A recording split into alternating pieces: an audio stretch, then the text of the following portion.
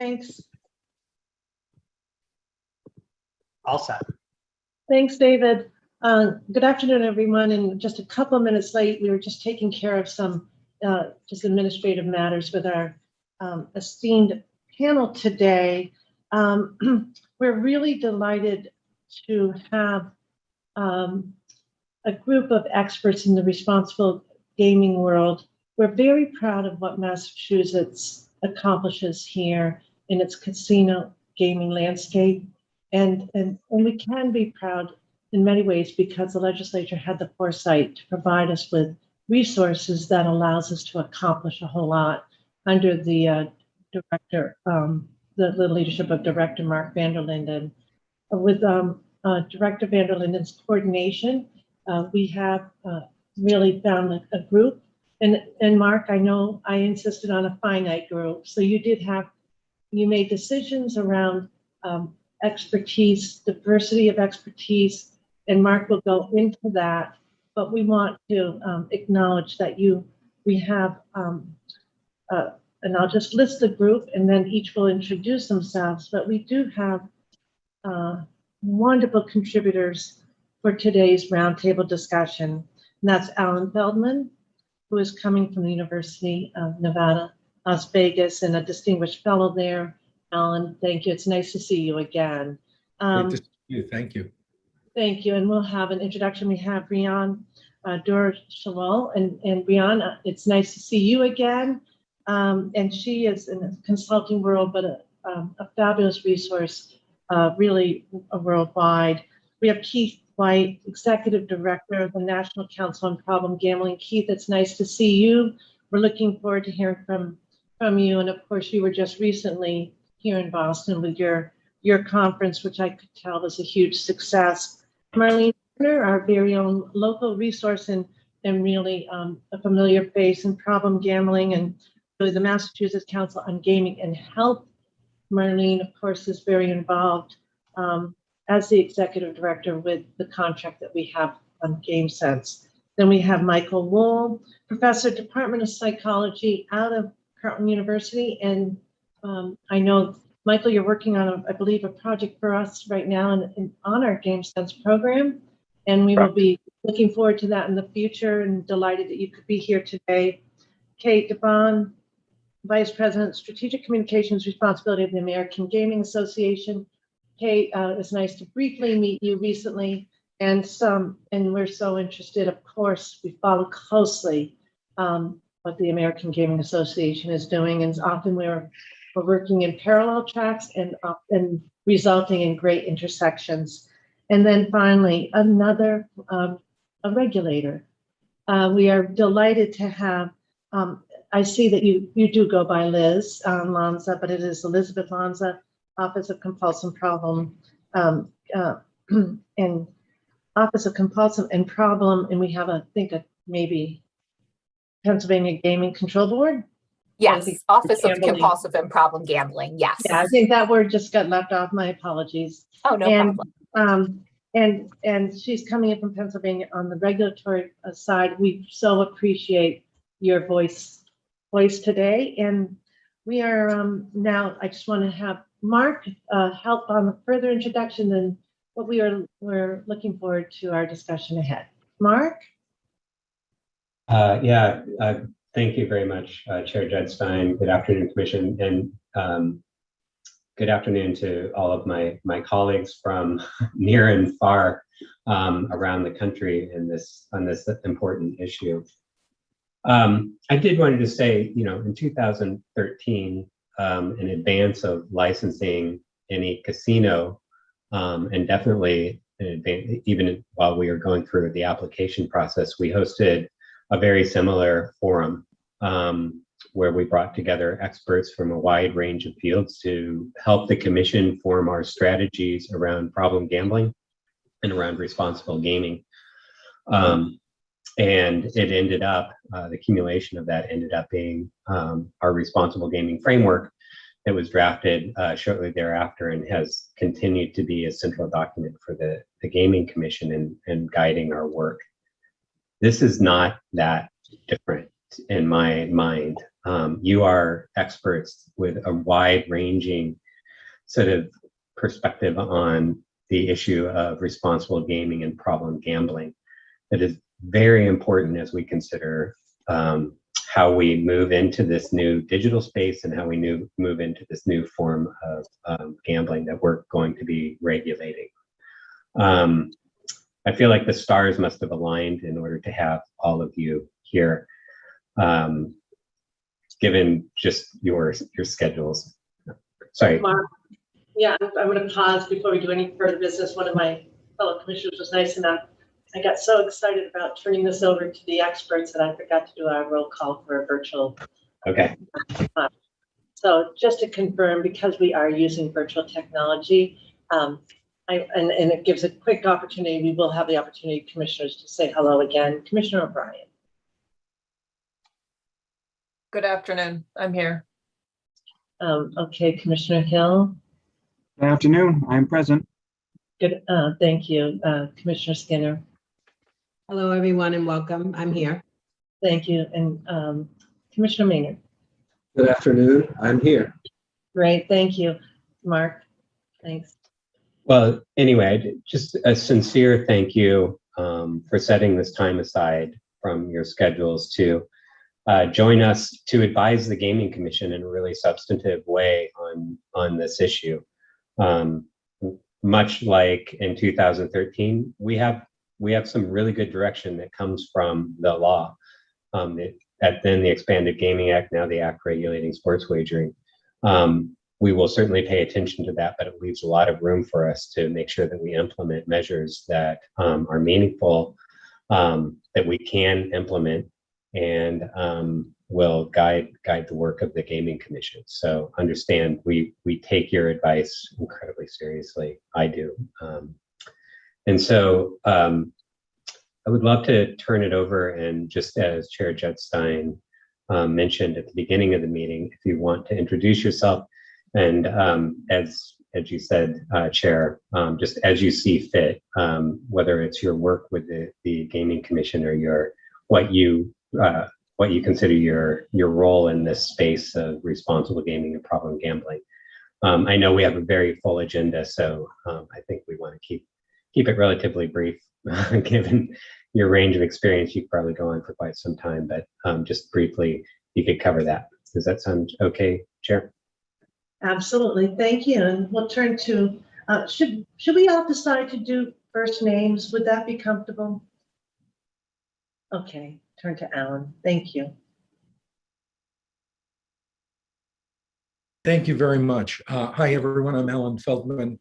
I am with UNLV at the International Gaming Institute, where I have been since 2019, so for the last 3 years, a little more. Prior to that, I spent 30 years with Mirage Resorts and MGM Resorts, and for better part, 30 years ago, was involved in one of the initial bills that was presented in Massachusetts that ended up at the time going nowhere.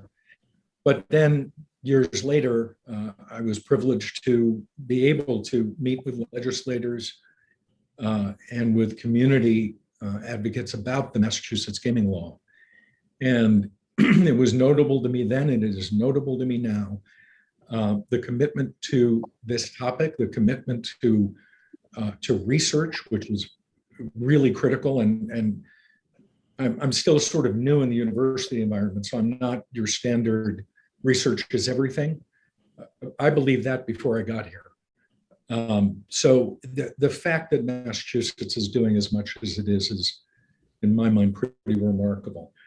Just for the record, I'm chairman of the International Center for Responsible Gaming, and I also chair here in Nevada, the Nevada State Advisory Committee on Problem Gambling. Thank you. Brianne? Good afternoon, Chairwoman, Commissioners. It's a pleasure and a privilege to be here.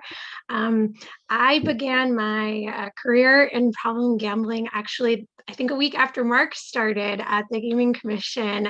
So in 2013, where I served as the Director of Government Relations for Marlene Warner at the Mass Council. Several years later, I transitioned to go work for Mr. Keith White as his legislative director at the National Council. And for the last several years, I've been taking my work in the US and applying that globally. I do a variety of different things, both in the responsible gaming space, as well as with regulators and legislators as it relates to policy creation in problem gambling. So like I said, it's a pleasure and a privilege to be here, and I look forward to some robust discussions. Thank you. Keith. Hi, I'm Keith White. I'm Executive Director of the National Council on Problem Gambling in Washington, D.C. I've been really proud to help support the Commission and the work of the Responsible Gambling Framework over the years, as well as the Mass Council on Gambling and Health.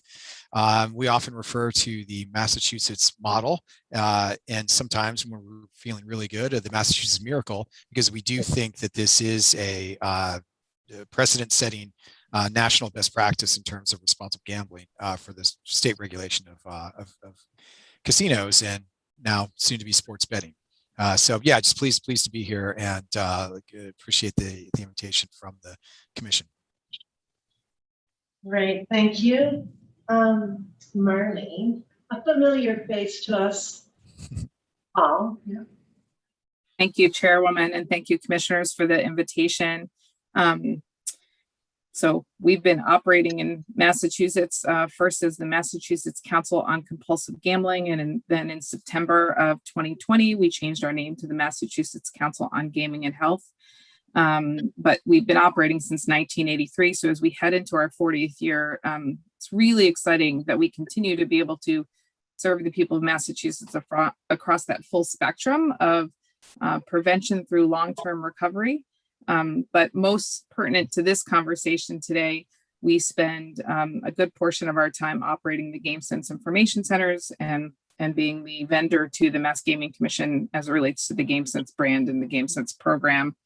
And just kind of as a side note, we've also been doing a fair amount of international work through an association with Spectrum Gaming Group and the Spectrum Safer Gaming Advisors. So I'm so pleased.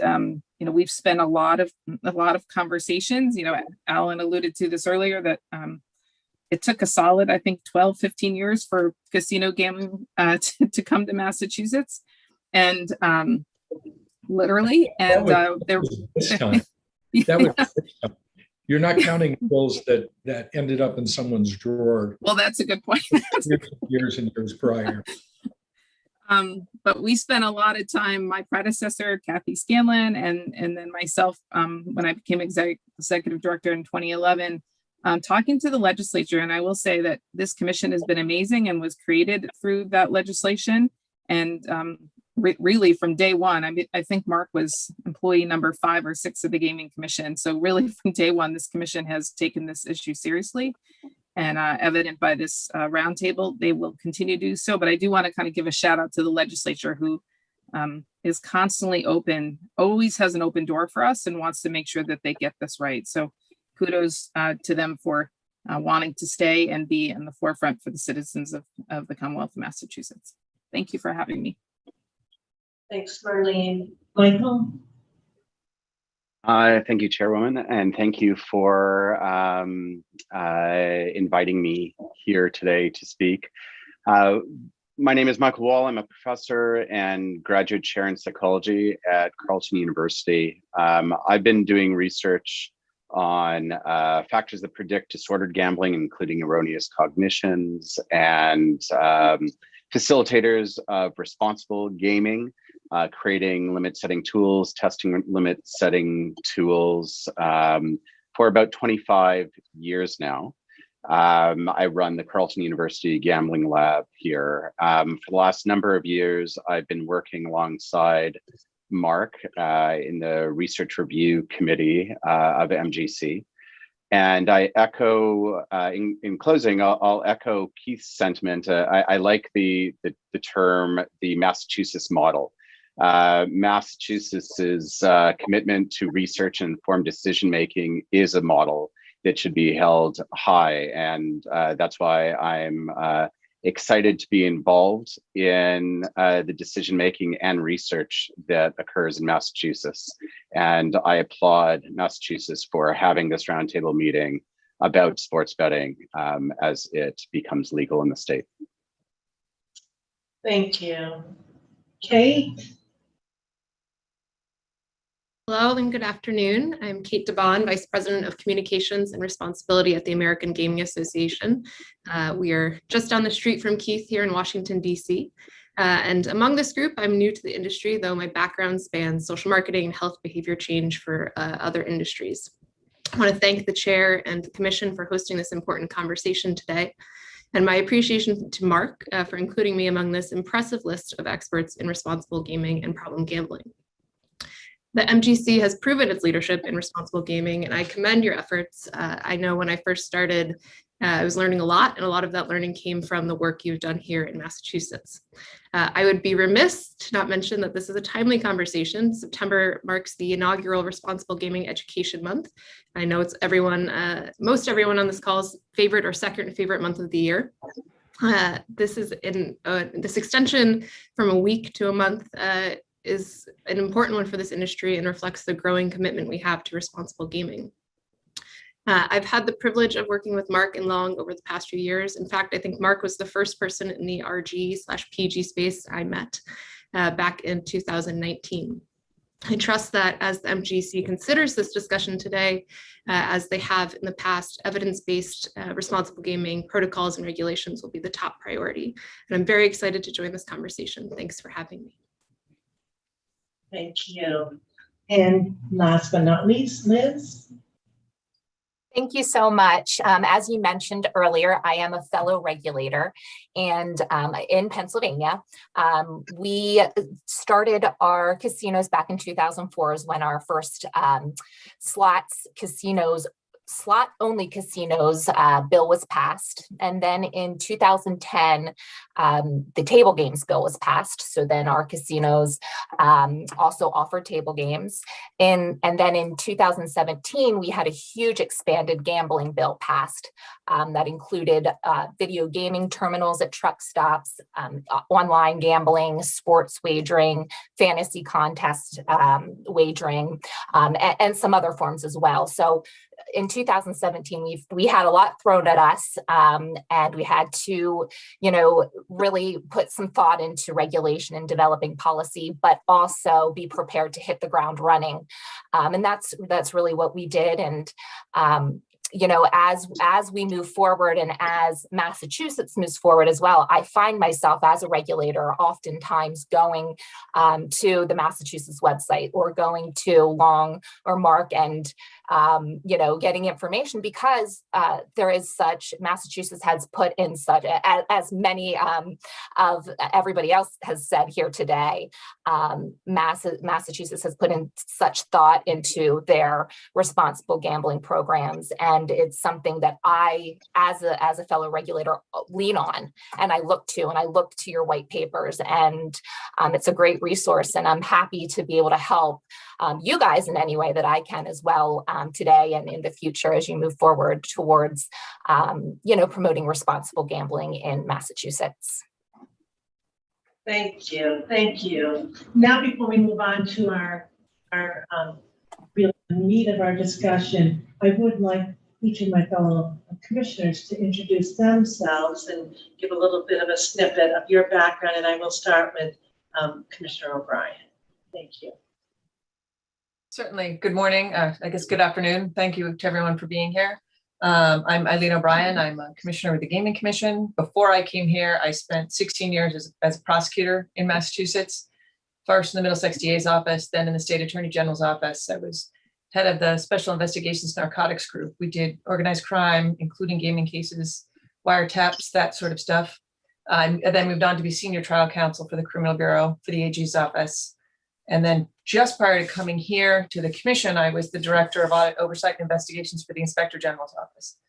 So my areas of expertise, clearly criminal law enforcement, and as well as investigations and then regulation. We did a lot of referrals in the IG's office, non-criminal referrals, looking at primarily the expenditure of public funds, but I've been with the commission, closing out my 5th year. It will be 5 years in spring.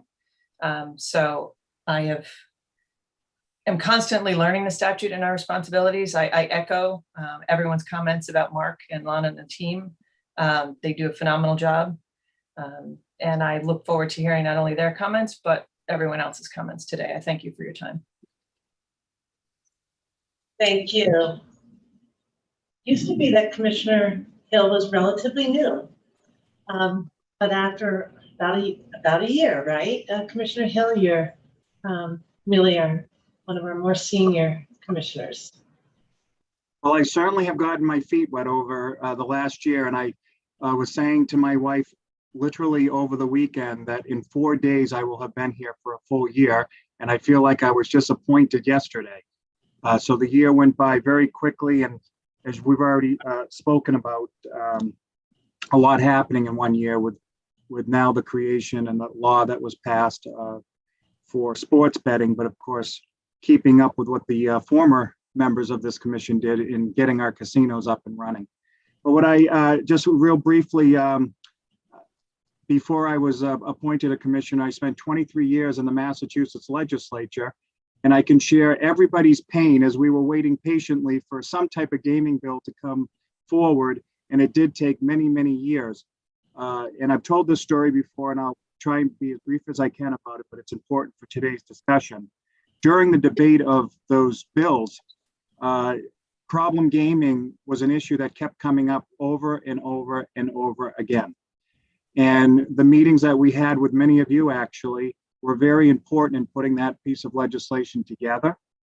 And how proud of a pupper I was to come over here and see that what we had put into the legislation actually came to fruition, and how proud I was to see all the people that we've helped over the years with the programs that we've instituted. And of course, Game Sense, I now know after a year how important that is to our casinos and to what we do here in Massachusetts. So yes, we are a model for many, but I think we still have a lot of work to do in regards to sports betting. And I too am looking very, very much to our discussion today. Thank you.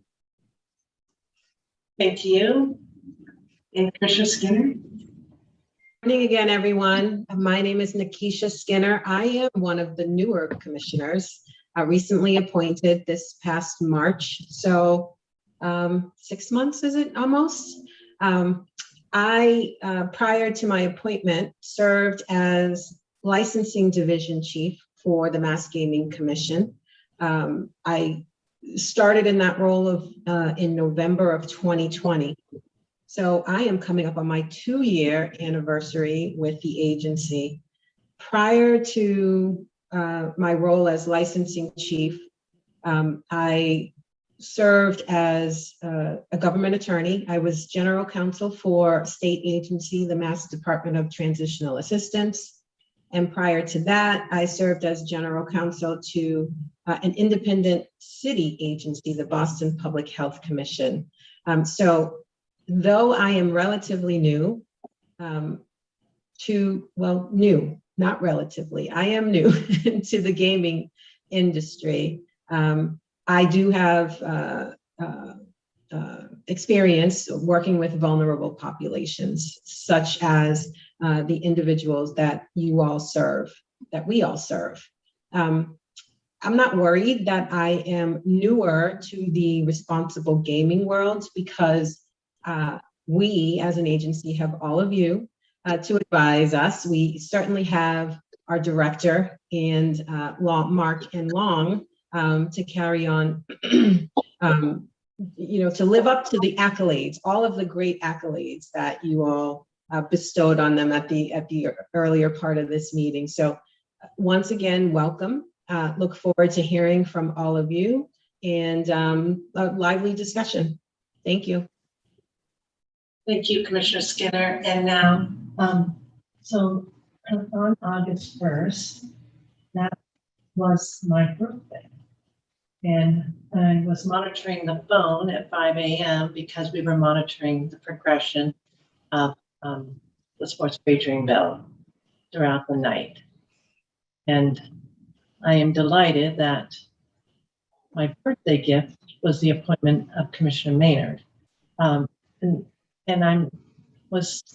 I guess, we were pleased that we now had our marching orders. I would say, I'm not sure it was exactly a birthday gift, but it certainly was clarity as to what we'd be doing on August 1st. So Commissioner Maynard has been here just over a month. So Commissioner, Madam Chair, and a great birthday gift. Madam Chair, thank you so much. And as you discussed, I was appointed on August 1st. So I am the newest commissioner. I spent approximately 6 years with Governor Charlie Baker, where I served as his chief secretary and also his director of boards and commissions. In that capacity, I got to deal with every commission and board in the Commonwealth, including the one that I now serve on. Prior to that, I was at the Division of Professional Licensure, which is now the Occupational Licensure, where I helped support boards that licensed and regulated over 580,000 individuals across 150 different disciplines. I'm also an attorney by trade and sit in the policy and legal seat.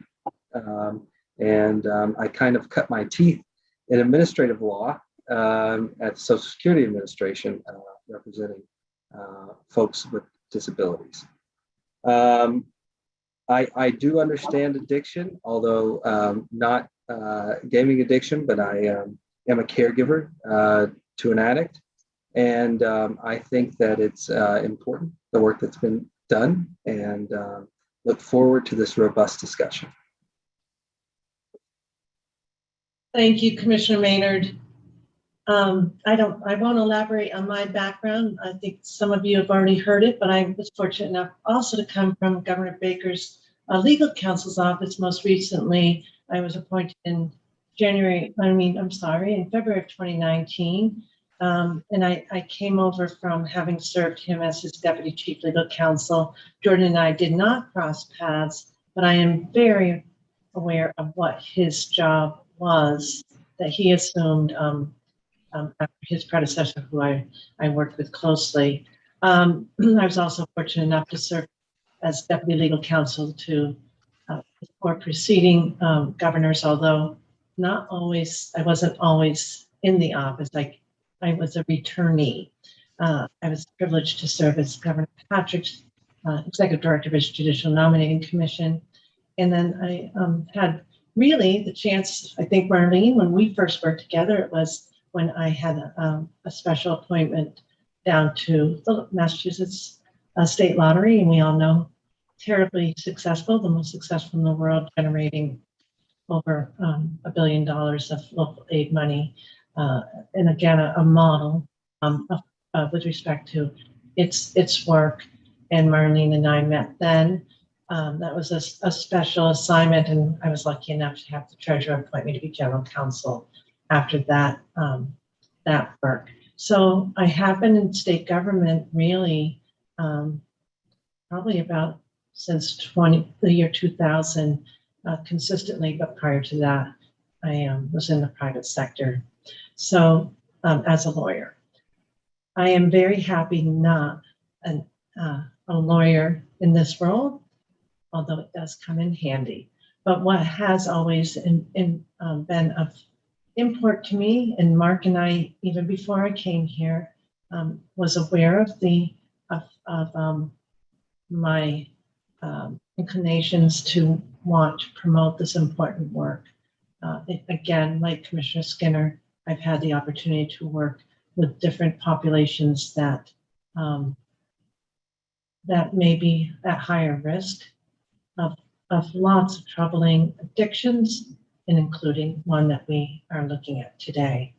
So if you don't mind, I would like to briefly say hello to our Executive Director, Karen Wells, who is here, a resource that many of you are already familiar with Karen, but we are very happy that she is at that in that leadership position for us as we move into this new industry. With that, let's get started on sharing all of the expertise. We've got a few prompts. Mark will guide us. I know that you received from Mark some helpful information that would prompt our discussion. I'll probably start randomly with one of you, and then I'm hoping each of you will chime in. No pressure, but I may call on you. But again, if you're not ready to answer, it's only because I have to use the virtual format. If you want to lean in, that's helpful. If you, again, wave. Nobody has to talk at the dinner table, but we are sure delighted to have the conversation.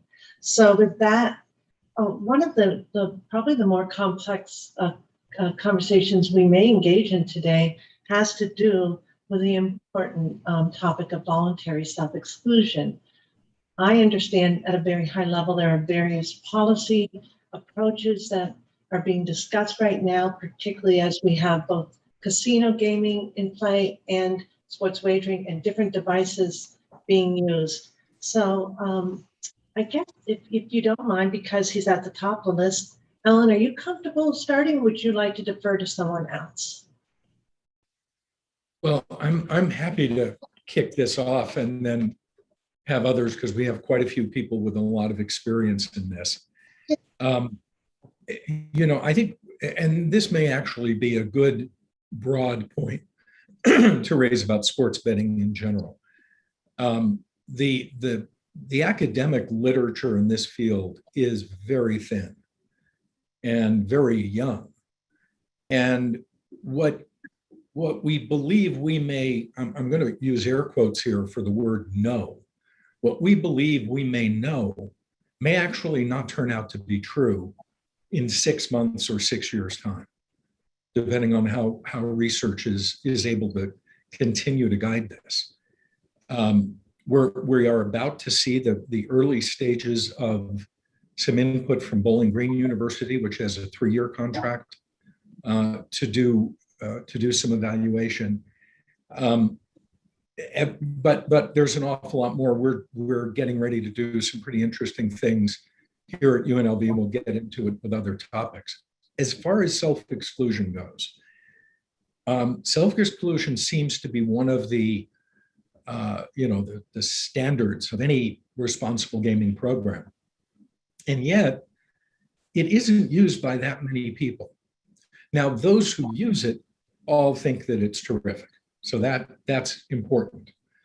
But I have, for the last year or more, really been thinking about why it gets so little use. And I think that, and this is probably true of safe play tools, responsible gaming tools generally, I think it's the way in which it's presented. It's presented as something that's incredibly negative. You must exclude, you must see an officer of the state. Depending on circumstances, it may not be this way in Massachusetts, but you may be asked to go to sit in a room and sign documents and have your picture taken. And this can be incredibly off-putting.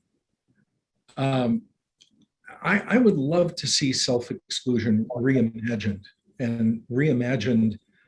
with some of the great marketing minds in the industry, up to and including renaming it, giving it a different perspective that would encourage people who need a timeout, who need to just close off their relationship for a period of time or forever. I think this is one of those areas where innovation and creativity is in desperate need. Thank you. And if you want to lean in, one way is also to turn off your mute button. That's what we do. Commissioners, if you have questions, follow up. We're looking for this to be conversational all the way. I know we're really desirous of input, but again, help me to move the conversation in any direction to get the answers that you need. Please chime in. Marlene, do you want to add in terms of the thoughts? You're familiar with, of course, the DS program here. I'm happy to do that. I think Michael's waiting to respond. Oh, my apologies, Michael. Thank you. And I also help on that, so thank you. So Ellen, I couldn't have said it better myself. In everything that you touched on in terms of that sports betting is so new that I can speak a little bit to what is out there in terms of what academics are finding. But I agree that it's green, and that we need stronger methodologies and research funding to truly understand the causes and consequences of making sports betting legal. For many, sports betting presents, a means to enhance their enjoyment of sports events. For others, it's going to cause severe financial, personal, and interpersonal problems. And what leads one to one path versus another, we still need to better understand it. In terms of voluntary self-exclusion, for people who use it, it's very good if they can understand it. There's also some messaging issues. In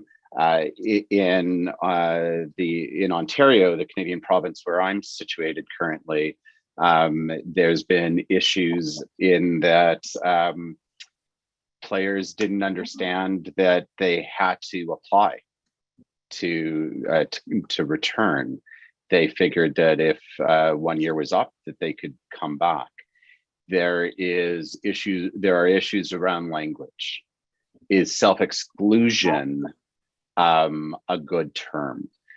From the psychological literature on ostracism, the terminology around exclusion is not good. People don't like being ostracized, being excluded. And using terminology around exclusion can dissuade people from engaging with the program. There's movements in some jurisdictions to change the term to play break, and which I think is more in line with what it actually is. Right, you're saying that you need a break in play, and I think that may be more easily digestible. Of course, research needs to be done. Whatever change is made, and there'll be plenty of time. And I apologize for harping on the need for research. And throughout the course of this discussion, you'll hear me. It'll be a broken record, but this is also where I think Massachusetts, again, to steal Keith's line, is the model. It's a great model, and you have wonderful things in place to make informed decisions, to fund research and make the informed decisions in the short and long term. And I'll pass it over to Marlene, because I think. Thank you. And unless am I missing somebody else, Marlene? Thank you. I'll defer to Keith, who took his mic off, and I'll go after Keith. Go ahead, Keith. No, that's all right. Well, I think I'm going to say a lot of the things, Marlene, that we've said over the past couple of years. But just to keep it very short and simple, one good reason to change the term is that it's not exclusion. When you look at it from a consumer perspective, from a advocacy, from a person with a problem gambling perspective, it's not exclusion, because you can walk right back in, if not to the casino, then to the offshore sports book, to the lottery terminal, to a casino in another state. So, and then once you walk back in almost every place that you gamble, you're not required to show ID. So you're not excluded from entering. You're not excluded from wagering. And you're not excluded from losing. What you're really excluded from is winning, because it's only when you win a jackpot big enough to require the production of an ID that the vast majority of people who reach their self-exclusion are ever identified. And so from a consumer perspective, it's a total misnomer, because we don't have controlled access to gambling. We don't have controlled access to the facility. We don't have controlled access to gambling. We don't have controlled access to losing. It's only when you win that you're identified, and that is when the vast majority of people, and that breeds a remarkable cynicism among people with gambling problems and those in recovery, that quite frankly, nobody was ever able to identify me until I win. And then they swoop down and they take my jackpot. So exclusion, again, we strongly agree that it needs to be reframed, but until we place, I think, far too much emphasis on self-exclusion or voluntary self-exclusion in the Massachusetts terms. This should be part of a continuum of care. And frankly, I think it's good. Most people don't use it because right now, the more people that use it, the more they're going to see the massive flaws in the system. It is not consumer centric, it's not portable. It's not even portable between various sectors of the gambling industry, much less when you go outside Massachusetts to another state. It ignores everything we know about not just gambling behavior, but consumer behavior. Consumers don't just gamble in one vertical. They don't just gamble in one state. They don't just gamble with one company. You know, they see broadcast advertising. So self-exclusion, voluntary self-exclusion needs a lot of work. And we agree it should not be relied upon. It should be a resort for people with severe problems, and most other people with problems, less severe problems, should be put in almost any other program because self-exclusion is going to be a false promise. It's going to be a hollow commitment to the vast majority of people who engage in it as it's currently practiced. Thank you, Marlene. So Keith's wrong. I wasn't going to say all that, but that that was an impressive amount. I mean, but I do agree. I do agree that it's difficult. I think I'm going to take a slightly different perspective to say, and this is, you know, there's been some research done on the Massachusetts approach to VSE, but very little. One of the reasons is once people self-exclude, they really don't want to talk about gambling anymore. So they don't want to follow up with the survey.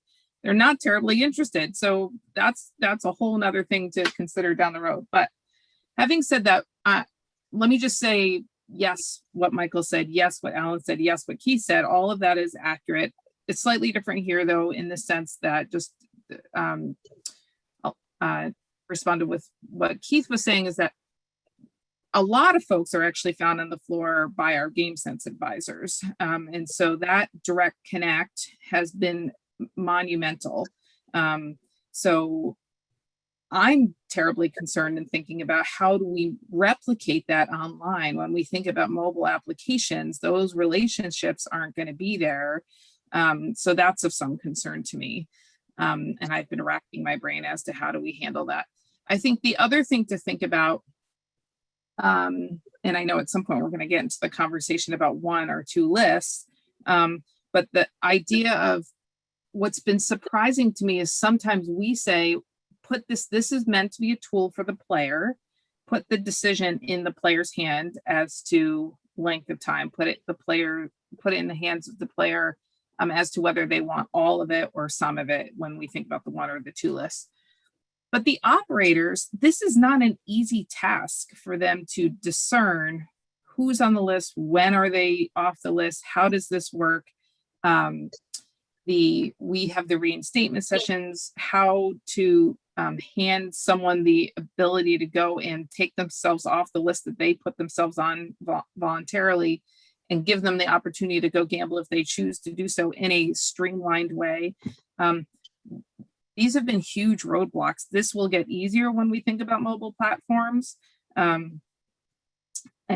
I guess I'm concerned about that relationship and concerned about how the interface will happen if a casino, which likely they will have a sports book on site at a brick and mortar casino, and then they have an online or mobile platform.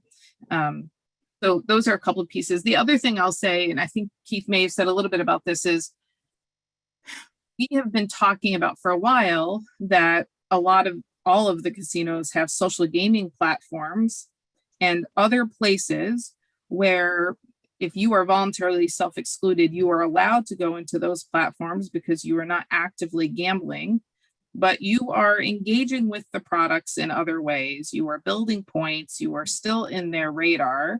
I don't know if that's a good or a bad thing. We don't have research to tell us that, but I have some concerns related to that. And at the very least, we aren't messaging that to the customers. They presume that what they've been excluded from is bad and everything else is okay and good. And there's not a distinct line there. So happy to weigh in more around VSE. That I should just say for everyone's sakes though too, that currently the vast majority, like 98, 99% of the voluntary self-exclusions are done by the game sense advisors, with the gaming agents backing them up. But the vast majority are done by the gaming, by the game, Mass Council's game sense advisors, mostly in person, but increasingly a lot more of them are being done virtually like this on a Zoom platform. So. Yeah, I should have said Mass does it better than anybody else. It's just there's a lot of flaws in the system. We appreciate that. And Liz, I see you, both of you. Oh, who went first, Brianna, or it doesn't matter? Liz? I just went, so go ahead. You go ahead, Brianne. I was actually going to, if it's okay, talk a little about your program, some of the things that we've seen, good or bad. So maybe this will be a good intro to what you were going to say. But a few things, having been a part of seeing what self-exclusion looks like in Massachusetts and comparative to other jurisdictions. To your point, Alan, I think that there is a lot of negativity that is associated with self-exclusion and how it's framed, but the same can be said for responsible gaming tools in general, right? A lot of resistance to utilizing these tools is there's this assumption that you only use them if you have a problem, not as a way to keep your gaming safe and fun. Right. So I think that's kind of an issue that's plaguing this entire ecosystem, not just self-exclusion. Yet to Marlene's point, Massachusetts does a remarkable job in breaking down some of those barriers and resistance by not making it security focused, having third-party individuals who are trained and empathetic in this issue.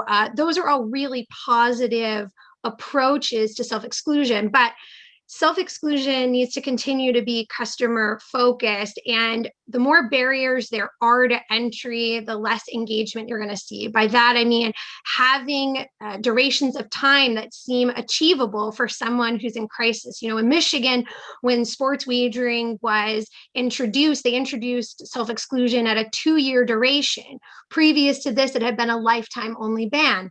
Lifetime seems like a really tremendous hurdle when you're thinking about taking that first step to kind of getting your play under control. And so I'd love to see, as Massachusetts continues and thinks about self-exclusion, keeping up your policy that you have to complete a shorter duration of self-exclusion before you opt in to lifetime. Another best practice I've seen for recent states that have legalized sports wagering is to go back to individuals who have self-excluded to ask if they would like to then also be self-excluded once sports wagering goes live. I think it's something that is important to communicate to those that are currently on the list and give them the opportunity to decide what's best and appropriate for them. And also talking about cool-offs. Cool-offs are, I think, part of self-exclusion, but kind of like on a satellite, not quite the same.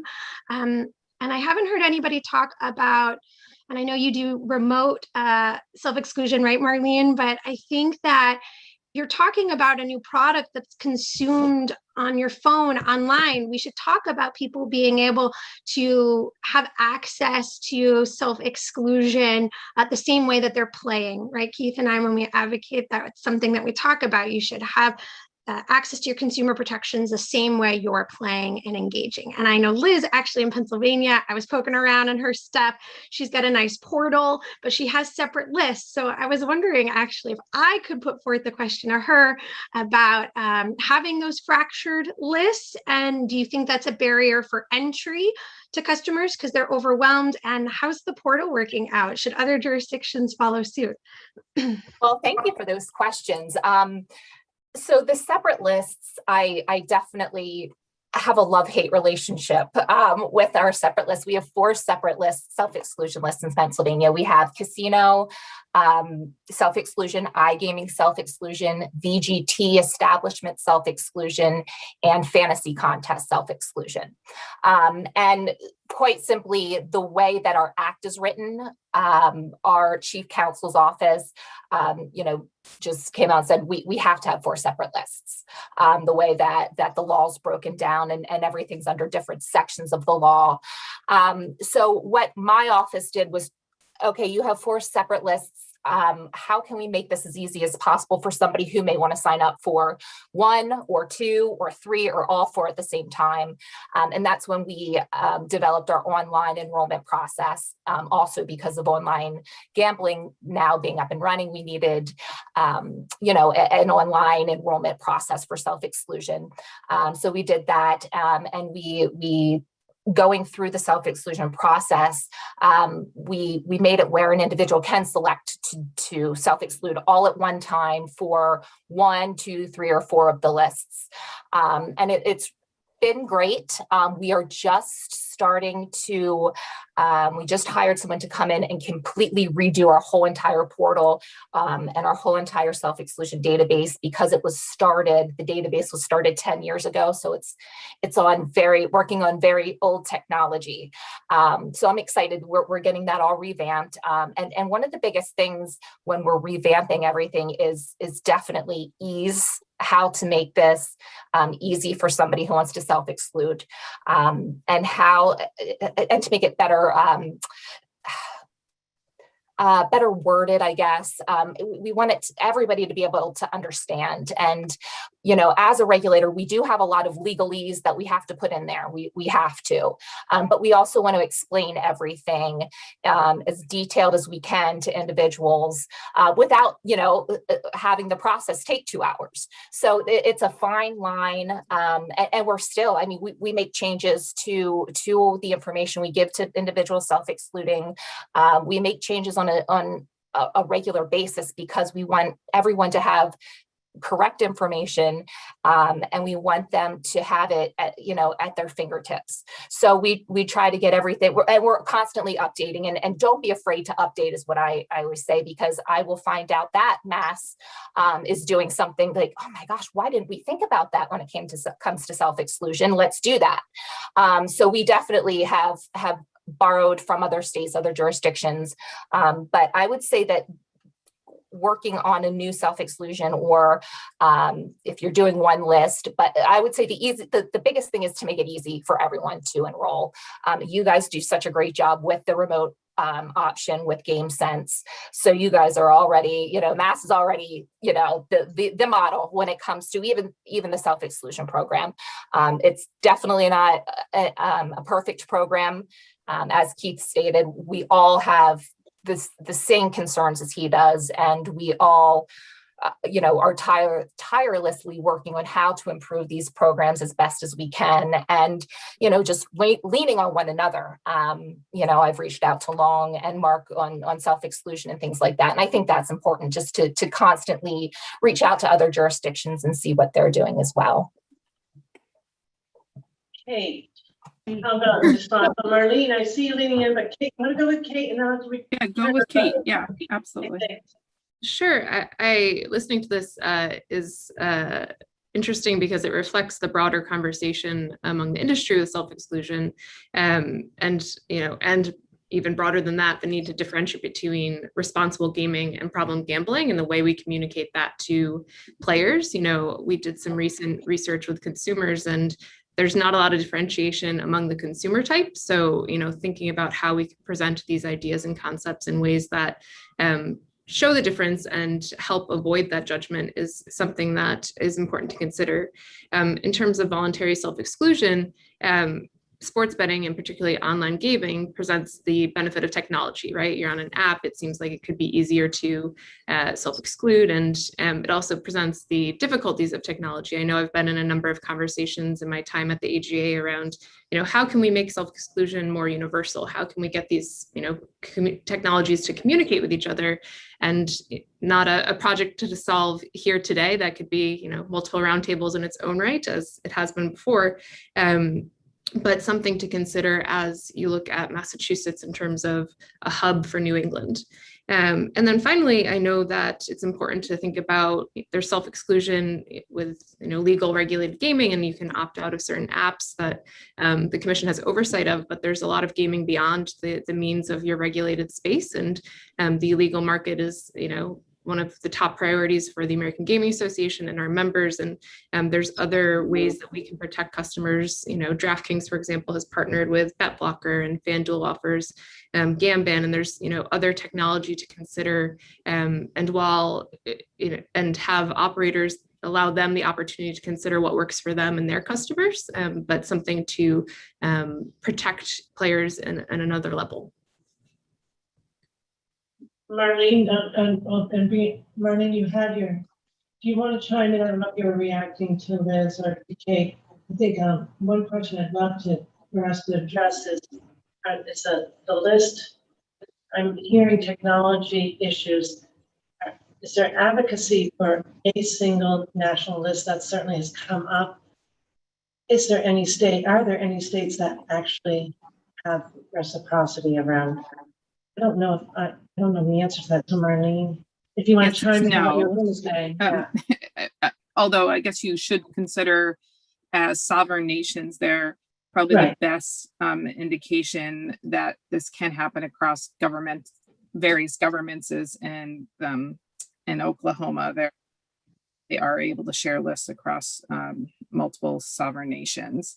Well, that's really interesting. Thank you for that. Yeah. But beyond that, there's not currently a model. We got really close in New England, but we didn't get it over the finish line.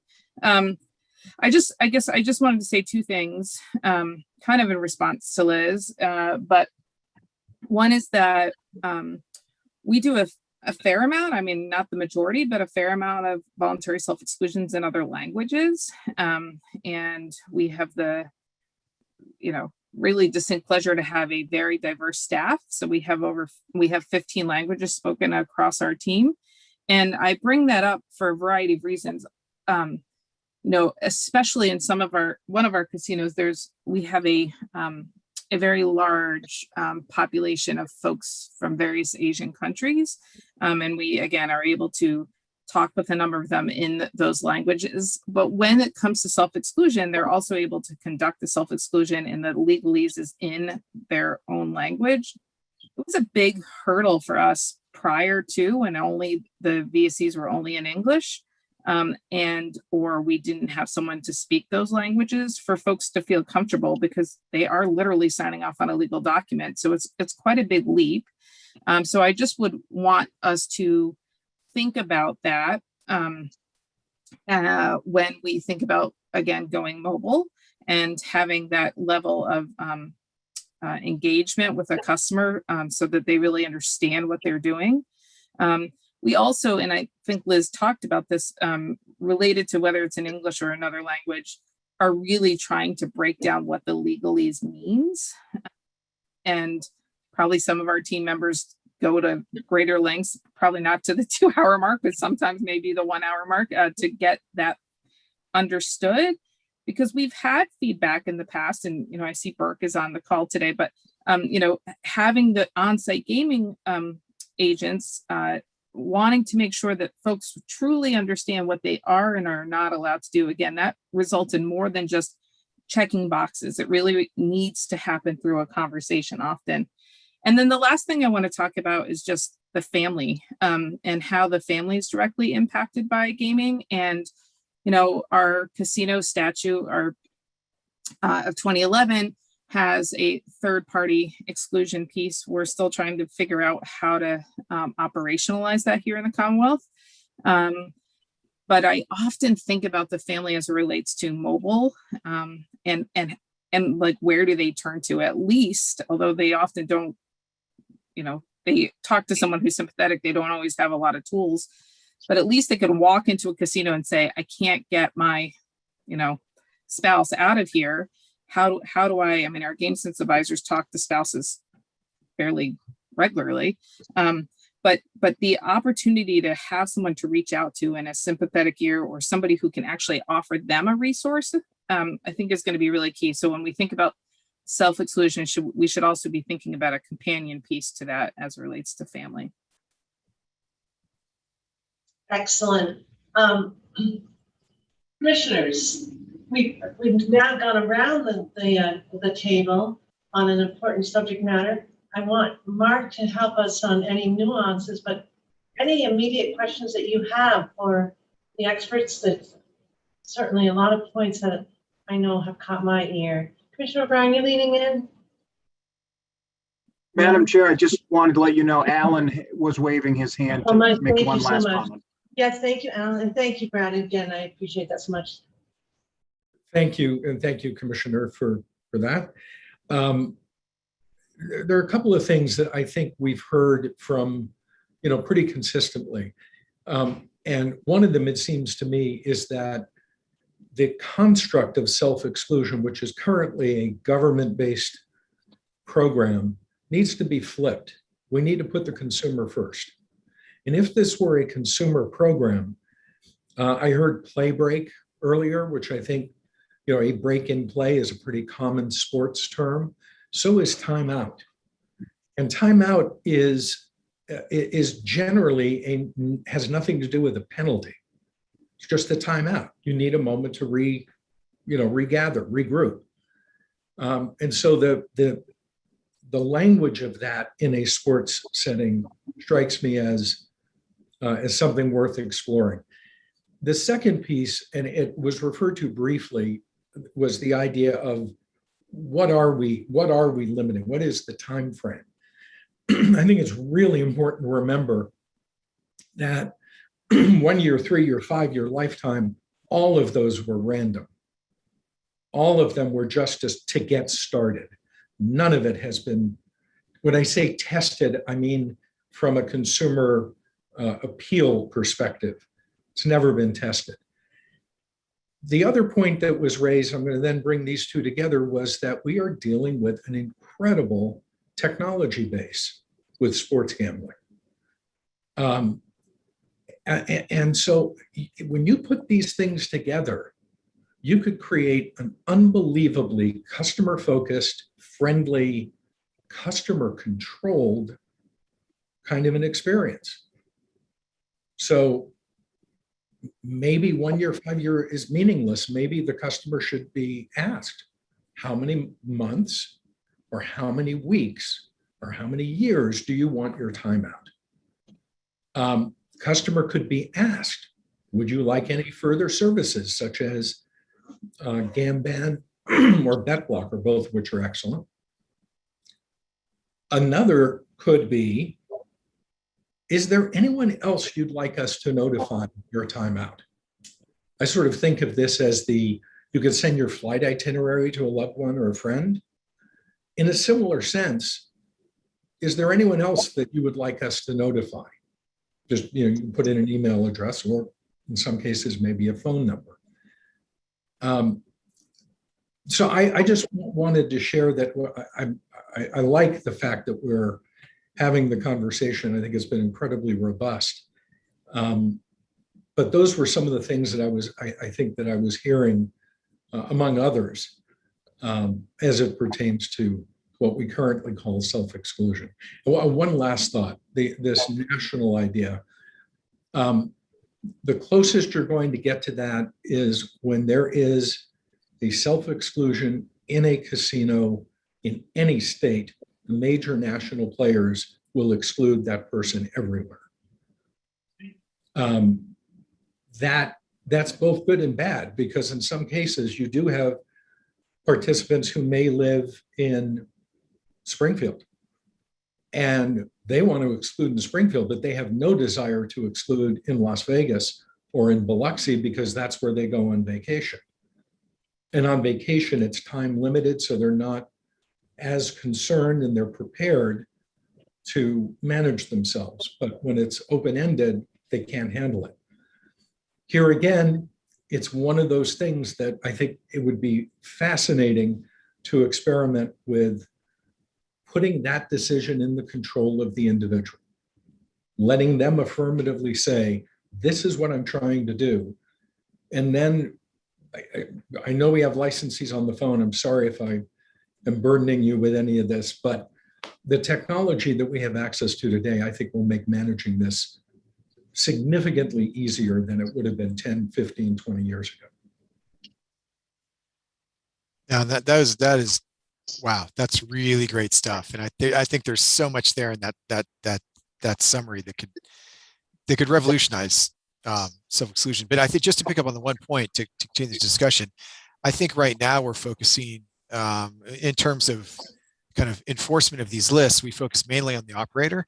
And as Alan, I think, said, there are a number of people in that ecosystem. Payments, we've had a global payment self-exclusion with a particular vendor since 1998, but that doesn't transfer to other vendors. But the concept is you want to make sure that you're also screening payments and marketing, loyalty.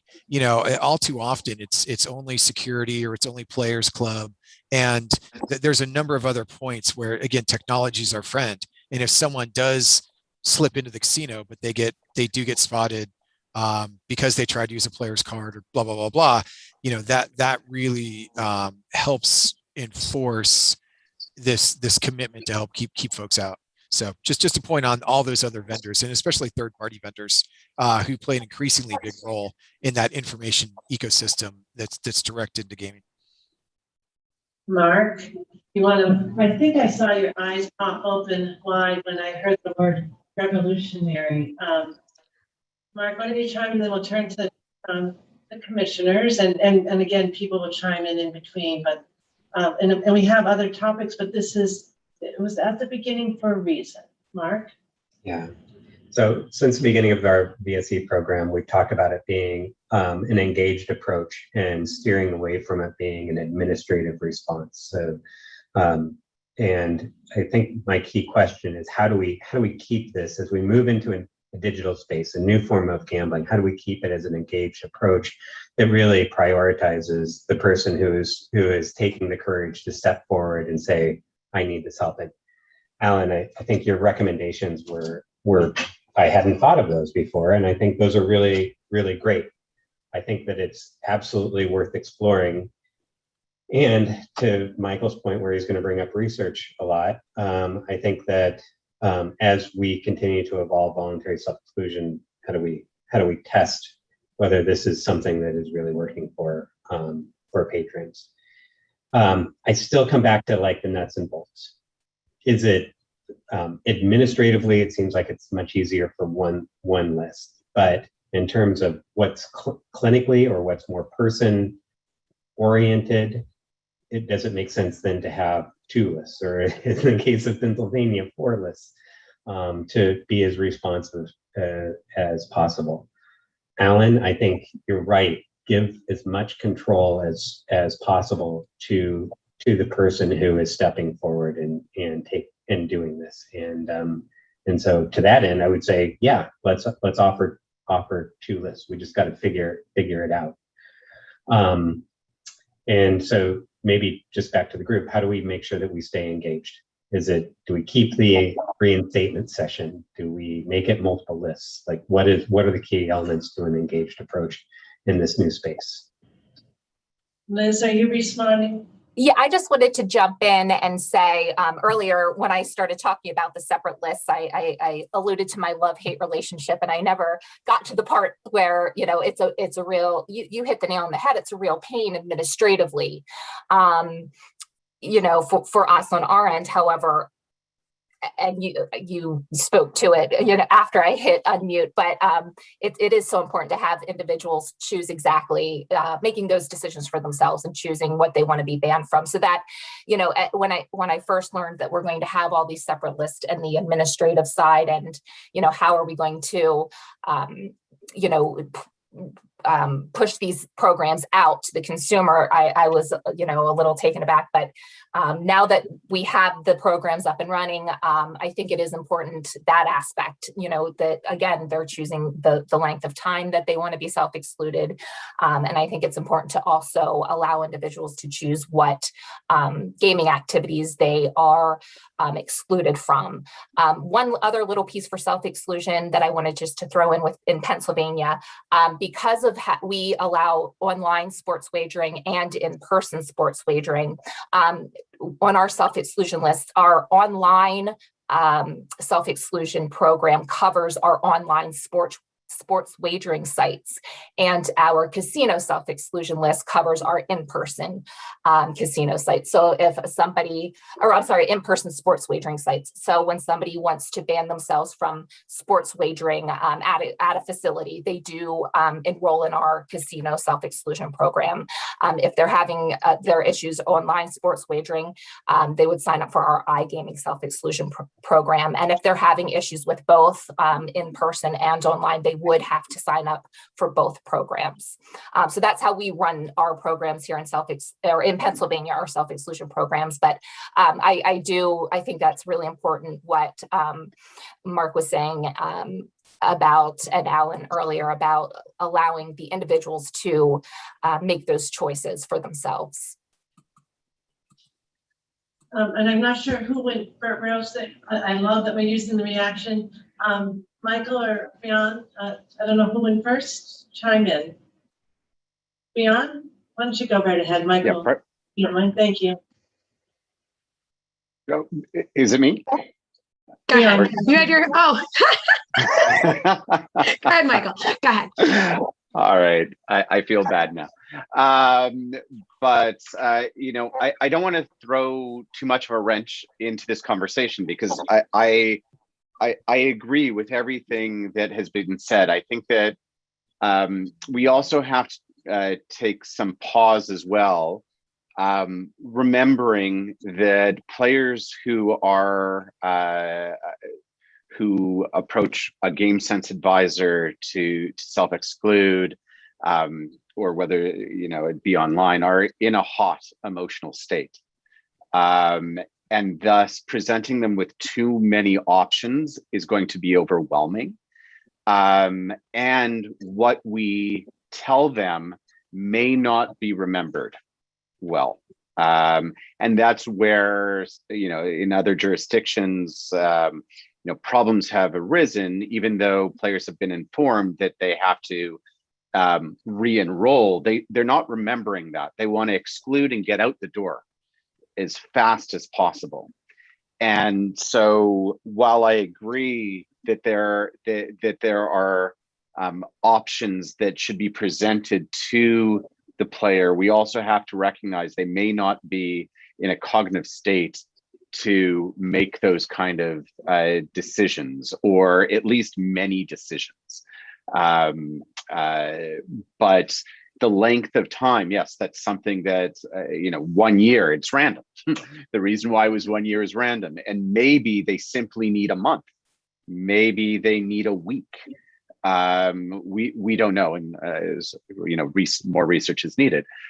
I just want to make it clear that we shouldn't be, moving in a direction where we present the player with 12 different options. They may not be in a state where they can properly digest that and make the right decision. Thank you. So I'll turn to Brianna, and I've got Kate and Marlene. I think if you allow me, I'll turn to my fellow commissioners for anything you want to drill down on. We'll then move into, this is a very, very critical conversation, and one that we will be addressing, commissioners. So I'm sure you're feeling like I am, how important this intelligence is. But we'll want to get to our other topics. We can always turn back. So Brianna. Thank you. The one thing over the duration of my career in gambling has always been how impressed I am and taken by the gaming's industry's ability to utilize tech and innovation. And it's something that I think problem gambling has not accessed enough of, and we could really learn from the gaming industry. And I think sports wagering is the opportune time for government agencies and problem gambling public health officials to think about it. And Marlene had mentioned something about how game sense advisors will sometimes target individuals or recognize someone who might be in distress that needs to utilize VSE. And how is she going to do do that when you're online. And I'd like to point to several international jurisdictions and soon to be the first US jurisdiction that actually is going to be requiring operators to have AI indoctrinated into their betting platform to track player behavior. And when problematic behavior is flagged, there would be an intervention directing them to tools, resources, and information. Which brings me to the second technological advance that's come up several times of bet blocker and Gambam.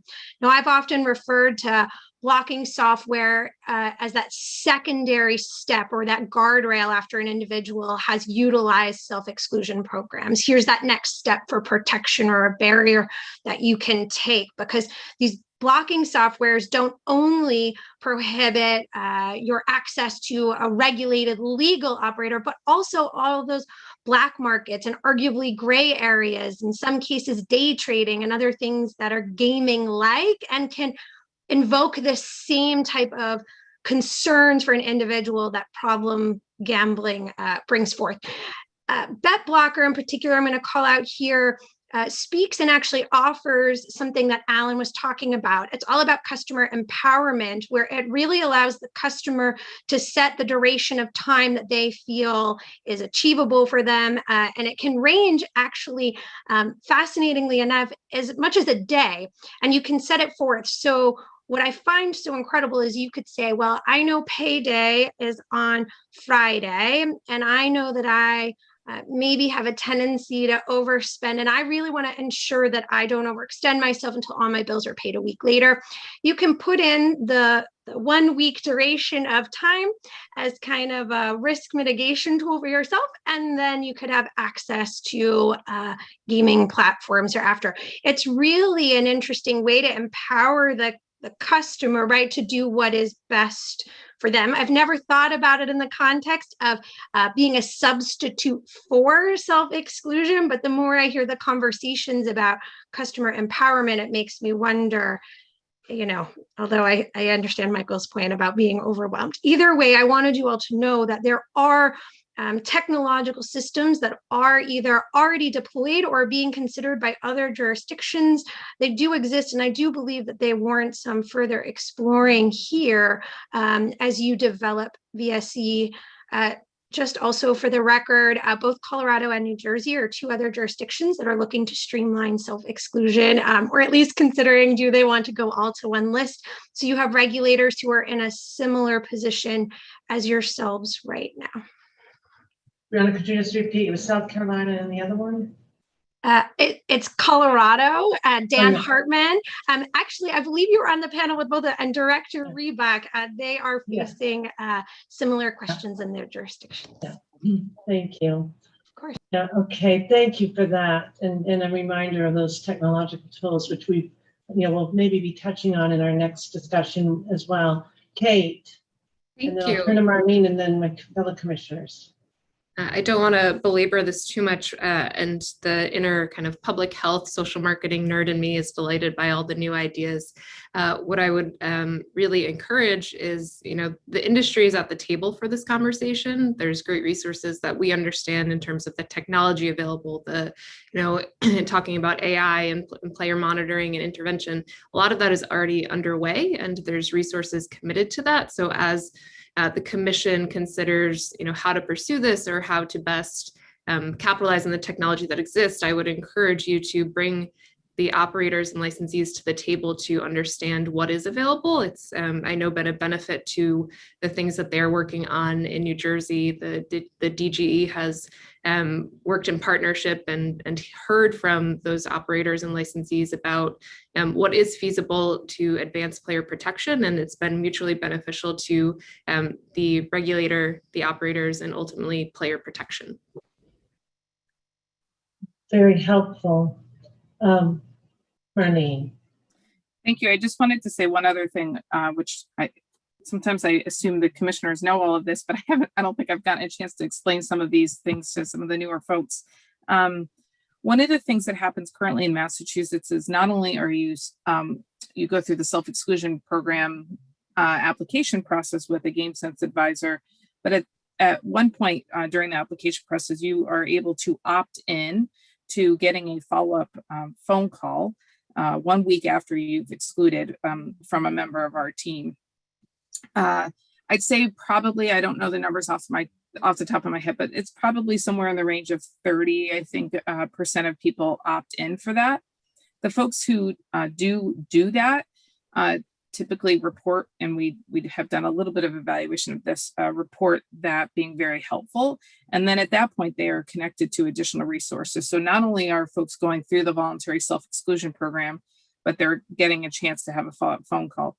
To Michael's point, I mean, I know I had also said that, you know, the consumer focused and consumer led process is important, but I totally agree with not letting it be everything, because they are in great distress when they're talking. They usually are trying to get the hell out of there. Oftentimes we're handing them a packet of materials. We try to go over it with them, but oftentimes they just want to get out of the casino. They're in great distress. So that follow-up, I think, is really key. In fact, I would love to see in this new iteration for it to be an opt-out instead of an opt-in, and have the opportunity for us to really be able to connect with folks a week later when they're a little bit in a better space. So that's my 2 cents. Thanks. Great. Commissioners, particular questions? Who's leading in? Eileen. Sure. We're doing And okay. if this is really easy, forgive my ignorance, but we have a statutory obligation in the statute that was just passed to create a reg that speaks to directing pop-ups either by text message or on the internet to people who are on the VSE. Can anyone speak to the ability of technology to do that, or any regs that might be helpful in that regard? Is there anybody who wants to lean in? And Like we're going, crickets. but that is, I think, Kate, you were touching on exactly that, the tools that we would be using. So I don't know, I see Alan has, and we'll go first with Alan and Kate. I'm going to give when I say a partial answer, it's partial experience with this topic. Anything that is directed from the company to a customer is controllable when it's direct. What is much harder, and maybe even impossible to do, is if there were an ad that is, or a pop-up that's connected to third-party website, that anyone who sees that third-party website will now see that. I don't know that that's anything that you can get around. I mean, this is, to a certain extent, this came up in land-based operations years ago, when land-based operators would have people that they were, that had been asked, where the individuals had asked to be not receive mail, not receive promotions, not receive anything. But the company bought a list of Chase Rapid Rewards credit card holders and sent out a promotion to all of them, and this person received a promotional offer. So I think, and I'm not a lawyer, so I'm not trying to parse the law here, but I think that if there is a way to find a distinction between a directed message to a customer as opposed to a customer being exposed through television, through other social media that's third party. That's how I would think of that distinction. Right. I mean, unfortunately for us, our directive is conflated. That's why I'm curious to hear your experiences and the other people's experiences on this. Beyond. I was trying to quickly bring up the proposed rules from the Ohio Gaming Control. I do believe there is some mention in the regulations about push notifications. I also just want to highlight that there are some larger platforms now that allow the consumer to direct if they want to be the recipient of any gaming advertising. I believe Facebook and Twitter, perhaps, to name just a few.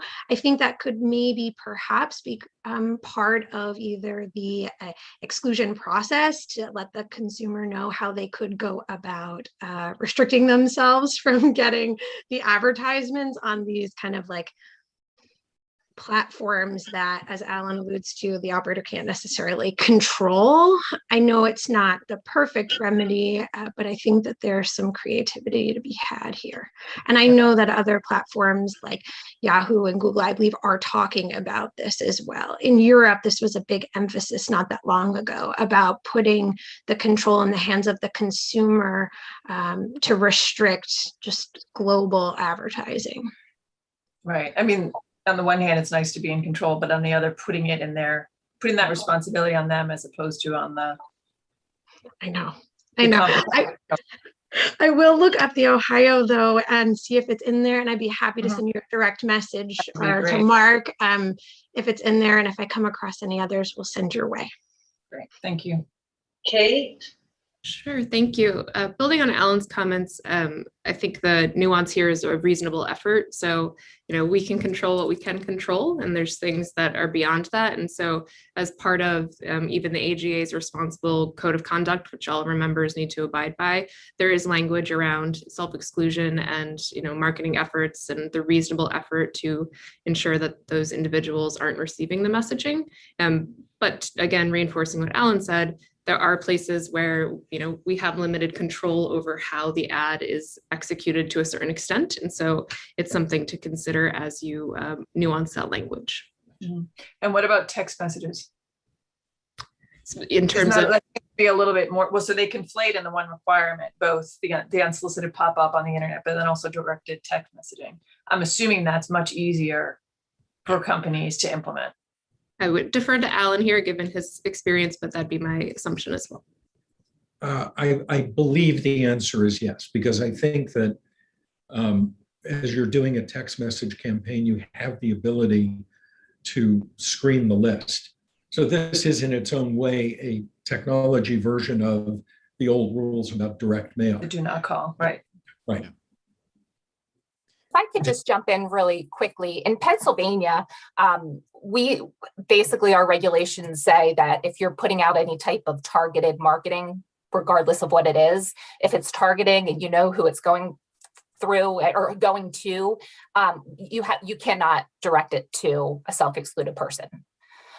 So whether it's a pop-up, if technology allows for companies to see the individuals who are getting these pop-ups, they would have to remove the individuals that are self-excluded from receiving those pop-ups. The operators have to do that.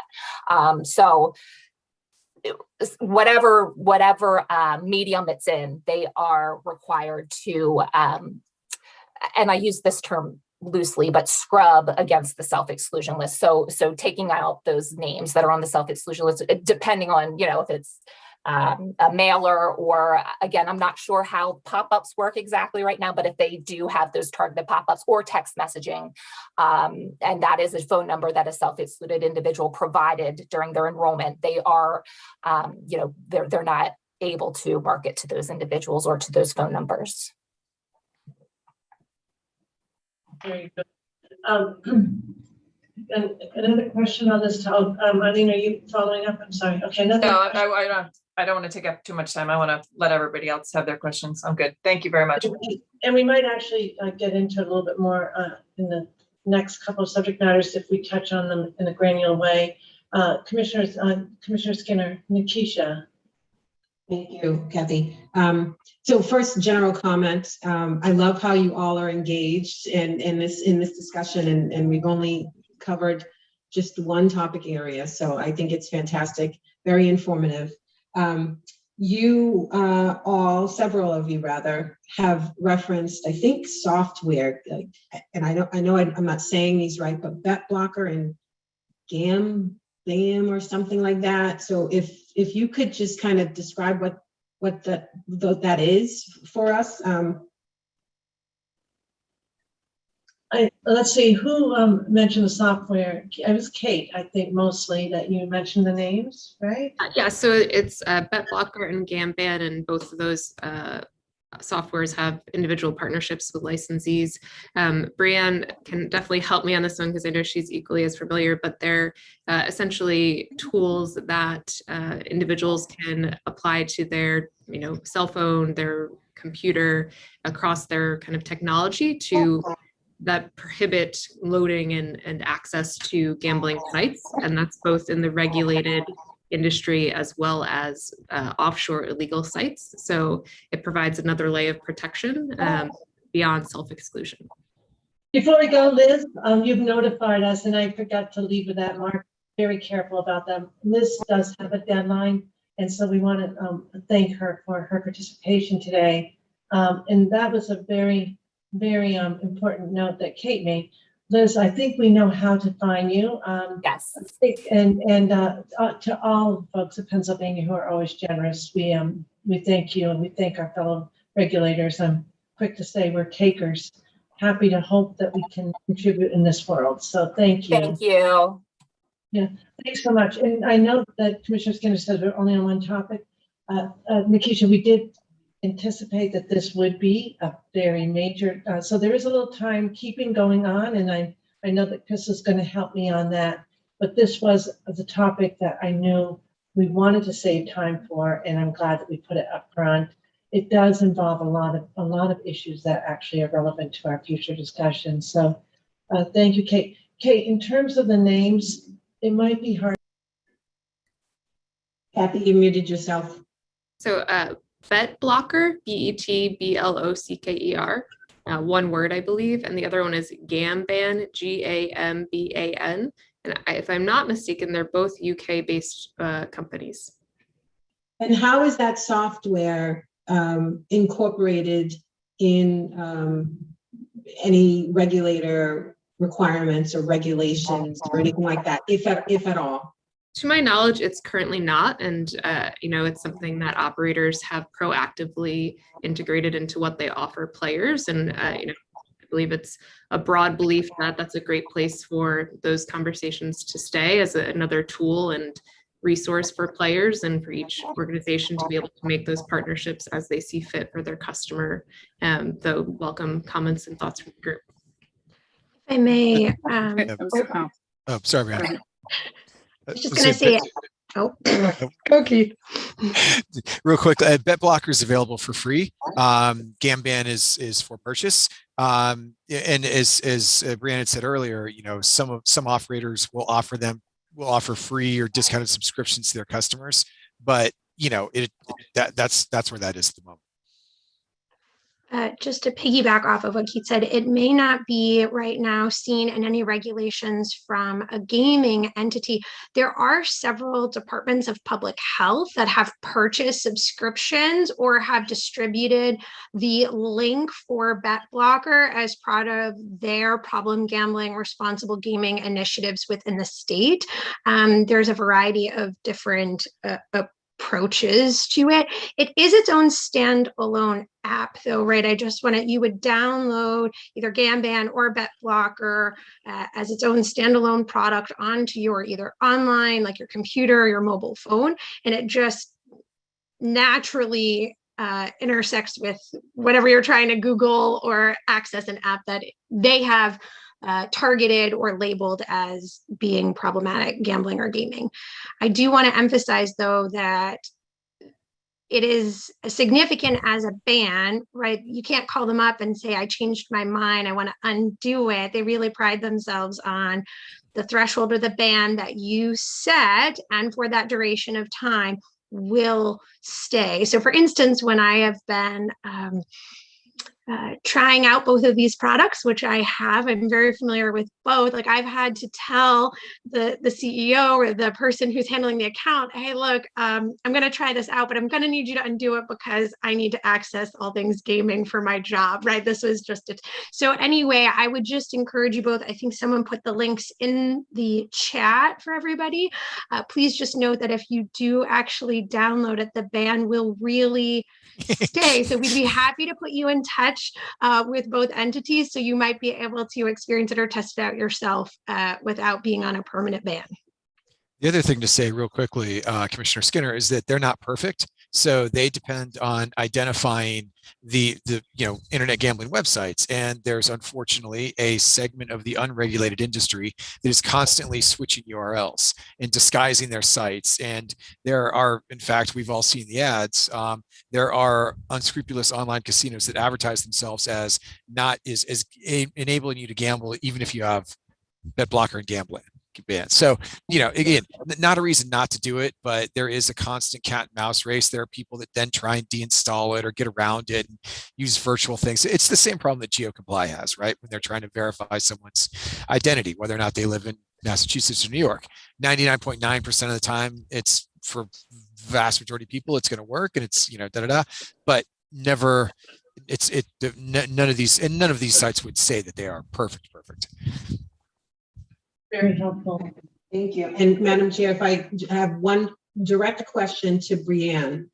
You talked about the first U.S. jurisdiction or you referenced it, to incorporate AI into their mobile platforms, but I don't think you told us who that jurisdiction is. It's New Jersey. It is at the direction of Director Reebok. Actually, that announcement happened really around the time we were all in Boston together. There's two things that he has come forth with as part of requirements for his operators who have been very complimentary and very committed to this. They included having the requirement to have a responsible gambling person on staff to handle these things, and then looking into incorporating some of these AI platforms or developing their own algorithms right directly into their products. There are some third market entities out there that do this. A lot of them come out of Europe, similar to the blocking software that we just talked about. And so I think we'll see a variety of different approaches, but they are the first US jurisdiction to have this come forth. It will go live in January. I apologize. I can just add one thing for Commissioner Skinner. I mean, you would be hard pressed to find a gaming company at this point who's gone online who is not already created an algorithm or is not saying that they're about to release something. This has been a conversation for a while, so it's not exactly a unique thing, other than that it came out of a regulator versus an operator. But many people have been studying this for a while.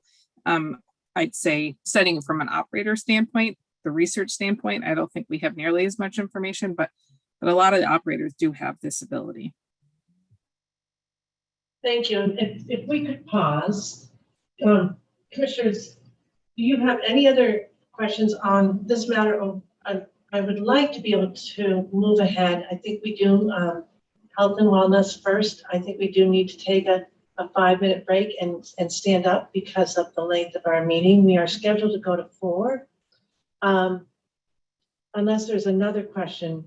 Brad, Jordan, all set? Jordan, are you all set right now? Yes. And again, we are doing first names today. Mark, do you think this is a chance to pause and then we'll reset? Maybe you can launch into the next topics. We were touching on it, but I think we're looking perhaps particularly with respect to Play My Way and Game Sense. Marlena's already touched on that too, but adapting again, we're thinking sports wagering, we're thinking mobile devices, online devices, and then we're looking at C, which is our age restrictions. Those who know the commission, we get regular reports on compliance around minors with respect to our casino regulated facilities. We'll be looking, I'm sure, with a keen eye on that. So if we could almost think about C and B together, I wanted to reserve a good chunk of time for marketing and advertising. So if we could break from 2:45 to just 2:50, is that sufficient? Just a 5-minute break? And then think about maybe to 3:15 with the idea of really getting advertising and marketing to the conclusion and just say for maybe the last 10 minutes of our time for anything that's been sort of outstanding. We do know how to contact you, but this richness in the conversation is so important. And they all laugh. I guess they know your number, Mark. So we'll break from 2:45 to 2:50, and if that outline sounds okay. That sounds great. Yes, thank you, Chair. Okay, excellent. Thank you, everybody. Very, very, very helpful conversation. And Dave will put up a screensaver. Thanks.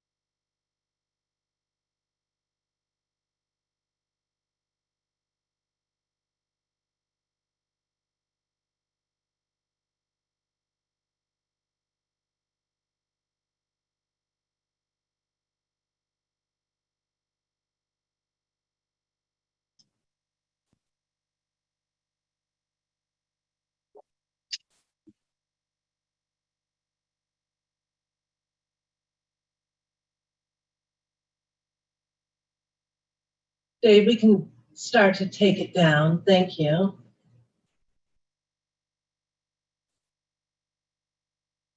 All set. Thanks, Dave.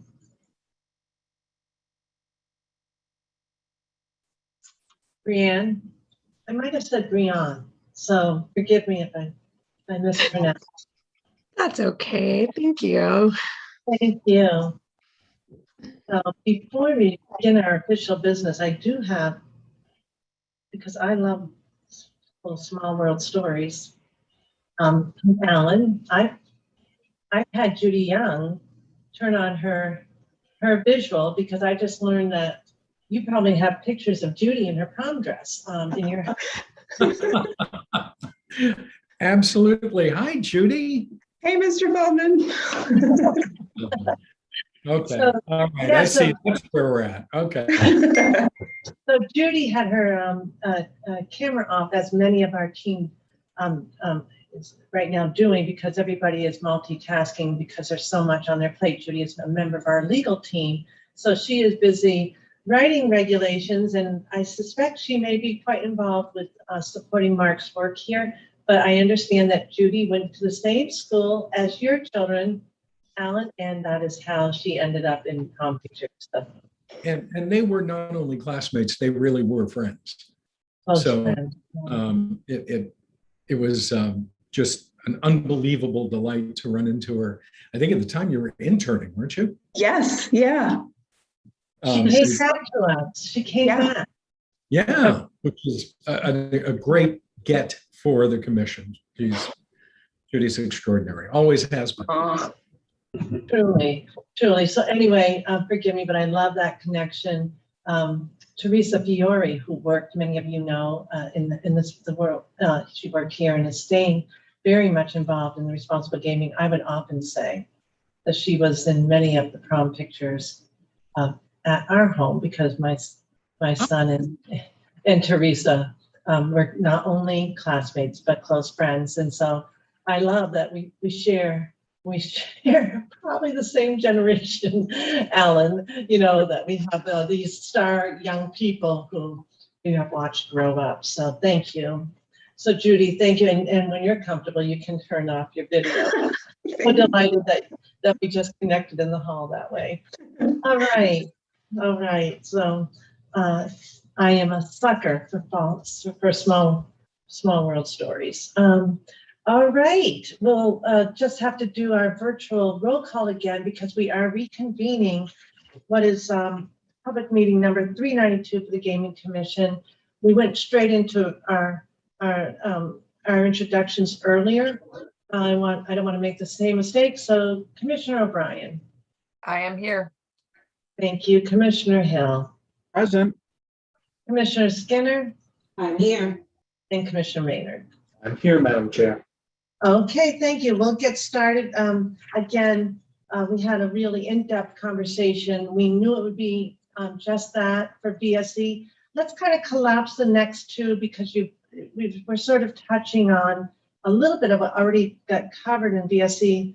But I think, to be fair, we're really thinking about how to use how we integrate the issues around RRG, particularly you're all familiar with RRG special programs, Play My Way, and we'll pause to say the self-congratulations that all three we're very privileged to have only three, but they're all world-class organizations who are great collaborators on this issue.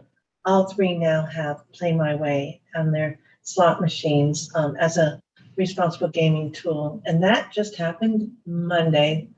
Congratulations to Mark and Long. A great accomplishment, and a great accomplishment for Encore Boston Harbor as they launch September 12th. But we have our Play My Way, we have GameSense. We're thinking about how to use that with sports wagering, particularly with respect to the digital space, and then also the challenges that we have with respect to enforcing our 21-year-old restriction on sports wagering.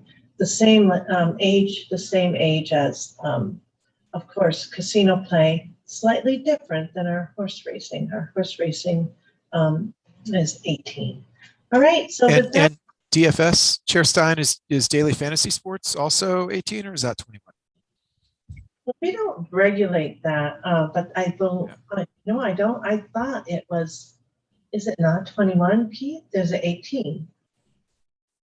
I would defer to the mass folks. I'm sorry. I just, yeah. No, This, it's interesting. especially since it's the same companies providing that same, well, product. I am appreciative of Yeah, that, and I'm going to keep my eye on fantasy sports more than ever, particularly as we think about the advertising and marketing world, and we're going to get into that. Does anybody? Can somebody? Crystal says it's 18, and It's we, 18 and managed. we trust in Crystal. Yeah. Thank you. So it is 18. Okay, so another challenge. Yeah, big one. And honestly, their marketing and advertising styles for fantasy are something that's on our minds. So at least on my mind. So let's start the conversation. Thinking about both age restrictions and these tools. We touched on the technology. Who would like to start? Everyone's getting more comfortable. Raise your hand or lean in. Okay, Mark. Madam Chair, may I just kind of set the stage with what it says in the Act regulating sports wagering, just so that we're all on the same page.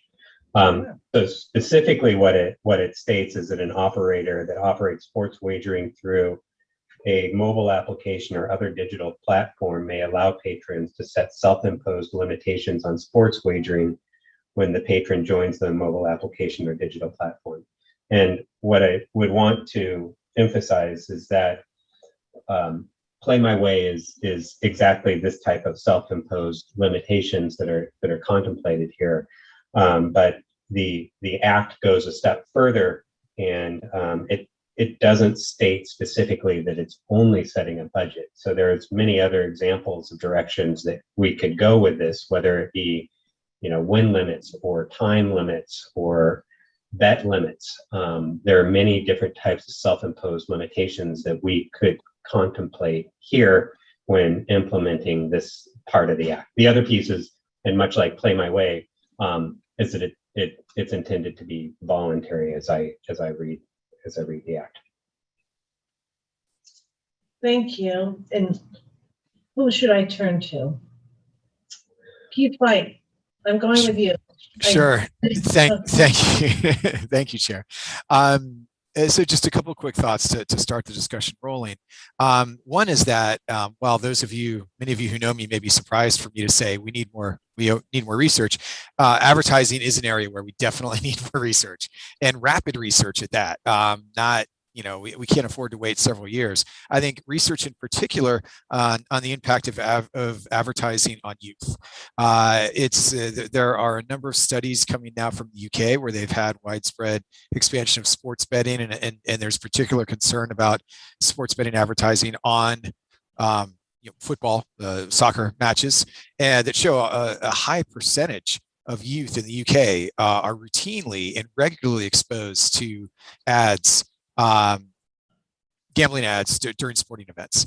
And I think I expect there would be I expect we'd have a similar situation in the United States, but there is very little evidence on the impact of such advertising on children. The evidence we do have from the UK is routinely negative. Their kids who see these ads are more likely to gamble, more likely to believe it's a good thing, more likely to engage in riskier behavior, blah, blah, blah. But to my knowledge, there's very little of that in the United States. And I think we need it, and we need it urgently, because we have considerable concerns that most gambling advertising in the United States is not age gated, and it is frankly broadcast often to audiences that include large proportions of underage people. So I think that's one important thing to start with. And you're going to pivot back to sort of the technology right now, because I know you're jumping into advertising marketing, which I appreciate because we just touched on that restricted fantasy. Do you mind maybe in terms of the subtopics? Right. Yes. Yeah. Yes. Okay. Thank you. No, so I think Mark's I think Play My Way being able to expand that into additional limit setting features is good. It's a very pro-consumer, pro-social responsibility tool. Expanding that in the online space and making it more of a central part of a consumer's journey, I think has a lot of advantages. This harkens back to the discussion on self-exclusion, where self-exclusion is perceived of, and I think it should be a tool for people with severe gambling problems, where Play My Way, limit setting, cooling off periods, self-initiated limit setting, especially through the Play My Way brand, if you will, I think has a tremendous amount of saliency for people who are just general players. Play My Way is a great brand for that, and I think it helps get at that discussion that we had earlier. So we would, I think there's a lot of both evidence and anecdotal evidence to support the sort of the expansion of Play My Way, utilizing that as sort of a primary tool around responsible, good consumer behavior in the online sports betting space. In terms of what Mark brought up, there we go, Alan. I'm thinking budgetary, other limits and restrictions, Alan. So I think that Play My Way's modification online isn't a technological issue per se, as much as it is one of marketing and relevance in a sports context. So deposit limits, withdrawal limits, frequency of deposit kind of limits, all of that, and then of course frequency of play, which is already part of the Play My Way system. All of those things can and should be considered. There is the one thing, and I'm only picking on it, Mark, because you said it, the idea of a win limit. I think that has great relevancy if you're a scientist. I think that is a huge negative to customers in terms of how you present it, because it instantly comes off as, we're going to limit the amount of money you can win. And it just, I don't think that that's where the field ought to be going. I will throw out one thing that we're beginning to look at here at UNLV, and that is a measurement of risk and whether or not it is possible on any one bet to offer a measure of risk. It's a score. Let's just say it's out of 100. A very risky bet is going to be 90 points. A reasonably unrisky bet doesn't mean you're going to win, but less risk might be 20 points. And the point system may not be the way to do it. We're still trying to understand this conceptually. But I bring it up in this context because this could become, if we get to it, this could become one of the ways that Play My Way is engaged. Don't let me take bets over a certain risk threshold. That just may be one of the ways to get at this. I just also want to very quickly talk about GameSense. And by the way, Mark, thank you for the GameSense chapstick. Appreciate that. Lifesaver. I actually think that GameSense is almost already set up to be online. It's got a wonderful personality. It has a lot of animation to it, both literal and graphic. I mean, it's got a lot of, I think it has a lot of compatibility to an online use. As it relates to advisors, that I very strongly advocated that company employees become advisors and have a separate role from other people. And I'm still going to lean in that direction, not saying that's the only way to do it, but they're the ones who are going to be there with access to data in the moment. And that's part of what is tricky here, is that this can happen very, very quickly. And so the idea of having someone who's looking at a variety of the markers that we've referenced previously, but whose job it is to be trained to intervene and have a conversation, I think might be the way to go. Alan, can I ask you a quick, may Chair Judson? Absolutely. Are you advocating that obviously GameSense is driven by, at MGM corporate wide, it's driven by its employees as GameSense advisors. And is that what I just heard you advocating for there? In an online setting, yes. Short answer is yes. Okay. We'll shift over to Michael, and I'm sure there's questions that commissioners are thinking of. Marlene, I mean, I said Michael, but I meant Marlene. I'm sorry, because I now see that there is a row that whoever signs in goes first. So Marlene. Michael has definitely had his hand up first, so he can go ahead. Oh, I don't know, Michael. I'm sorry. I thought it was Thanks, system Marlene. down. My fellow commissioners, we have not used the reaction tools as consistent, but we don't normally have quite so many participants. So Michael, thank you. Thank you. I'm going to bring part one and part two of Keith's comment together, just weaving in the advertising. I'll have more to say about advertising later, but I think the immediate accessibility and ubiquity of online sports betting marketing that you will soon experience. If Ontario, Canada is any example, it's ubiquitous. That it may be challenging to control sports betting involvement, but this presents an important opportunity for RG education and expansion of Play My Way. Now, I will say, we've been discussing just briefly sports betting in general. Where my particular concern is in relation to in-play sports betting. So making the micro bets throughout the course of the game on whether it be the score or who kicks the next field goal, who hits the next home run. The availability of in-play betting may have benefits in terms of the customer experience because it provides more flexibility in terms of their betting. It's evident, at least from the preliminary data, that it can be used to increase the speed and event frequency of sports betting and ultimately facilitate facilitate extensive, intensive, and excessive online sports betting sessions. And so I think this is where Play My Way can come into play, so to speak. I've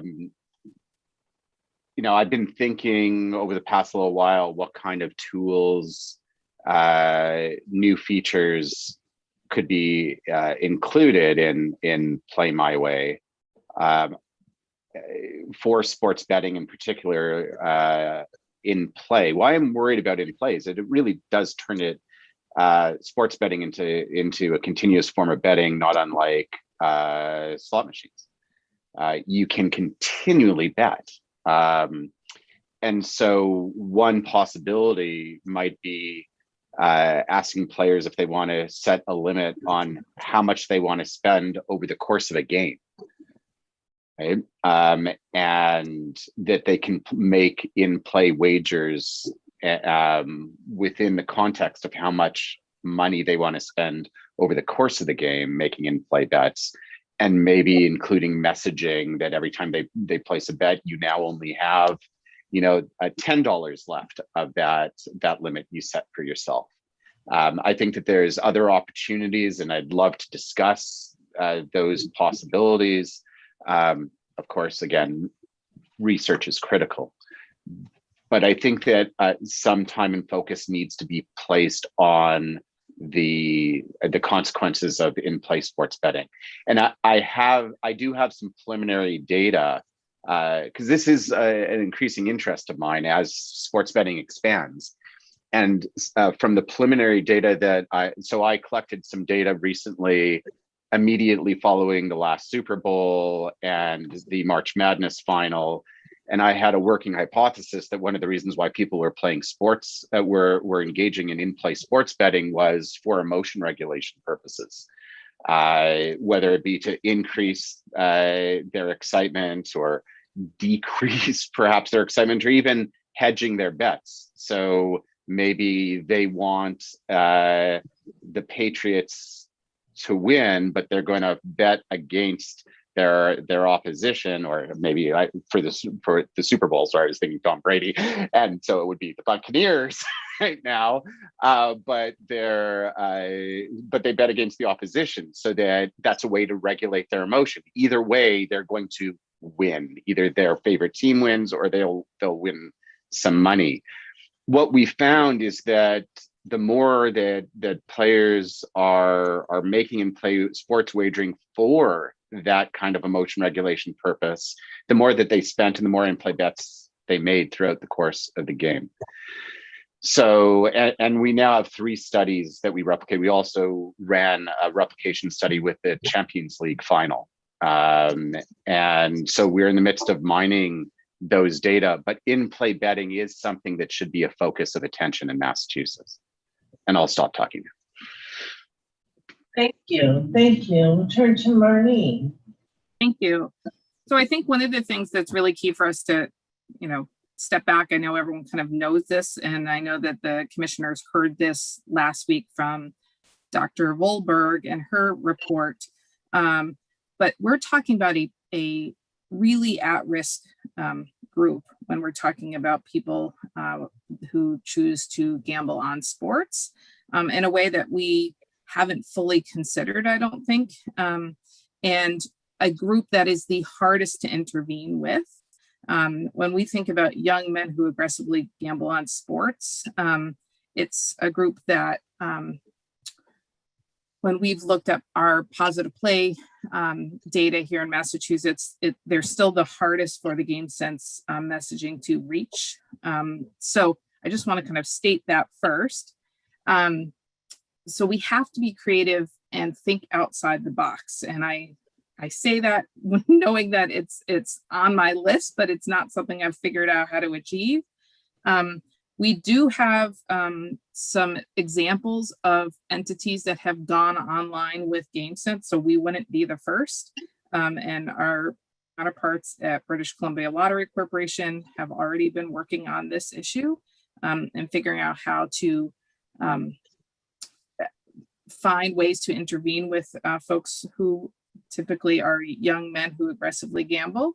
And I think there are some ways for us to pull in some of that information, but we also tend to do things a little bit differently here. So I guess that's one piece. The other thing I just want to say is that the limit setting, I think, is, in this group in particular, is often about the action and less about the money. I mean, the money is an important piece of it, but the action is so important. That I don't again have an answer for this, but a way to talk about the number of bets that are happening, or the frequency of betting within a certain period versus just thinking about time elapsed and money gambled. The last thing I want to say is that there are a lot of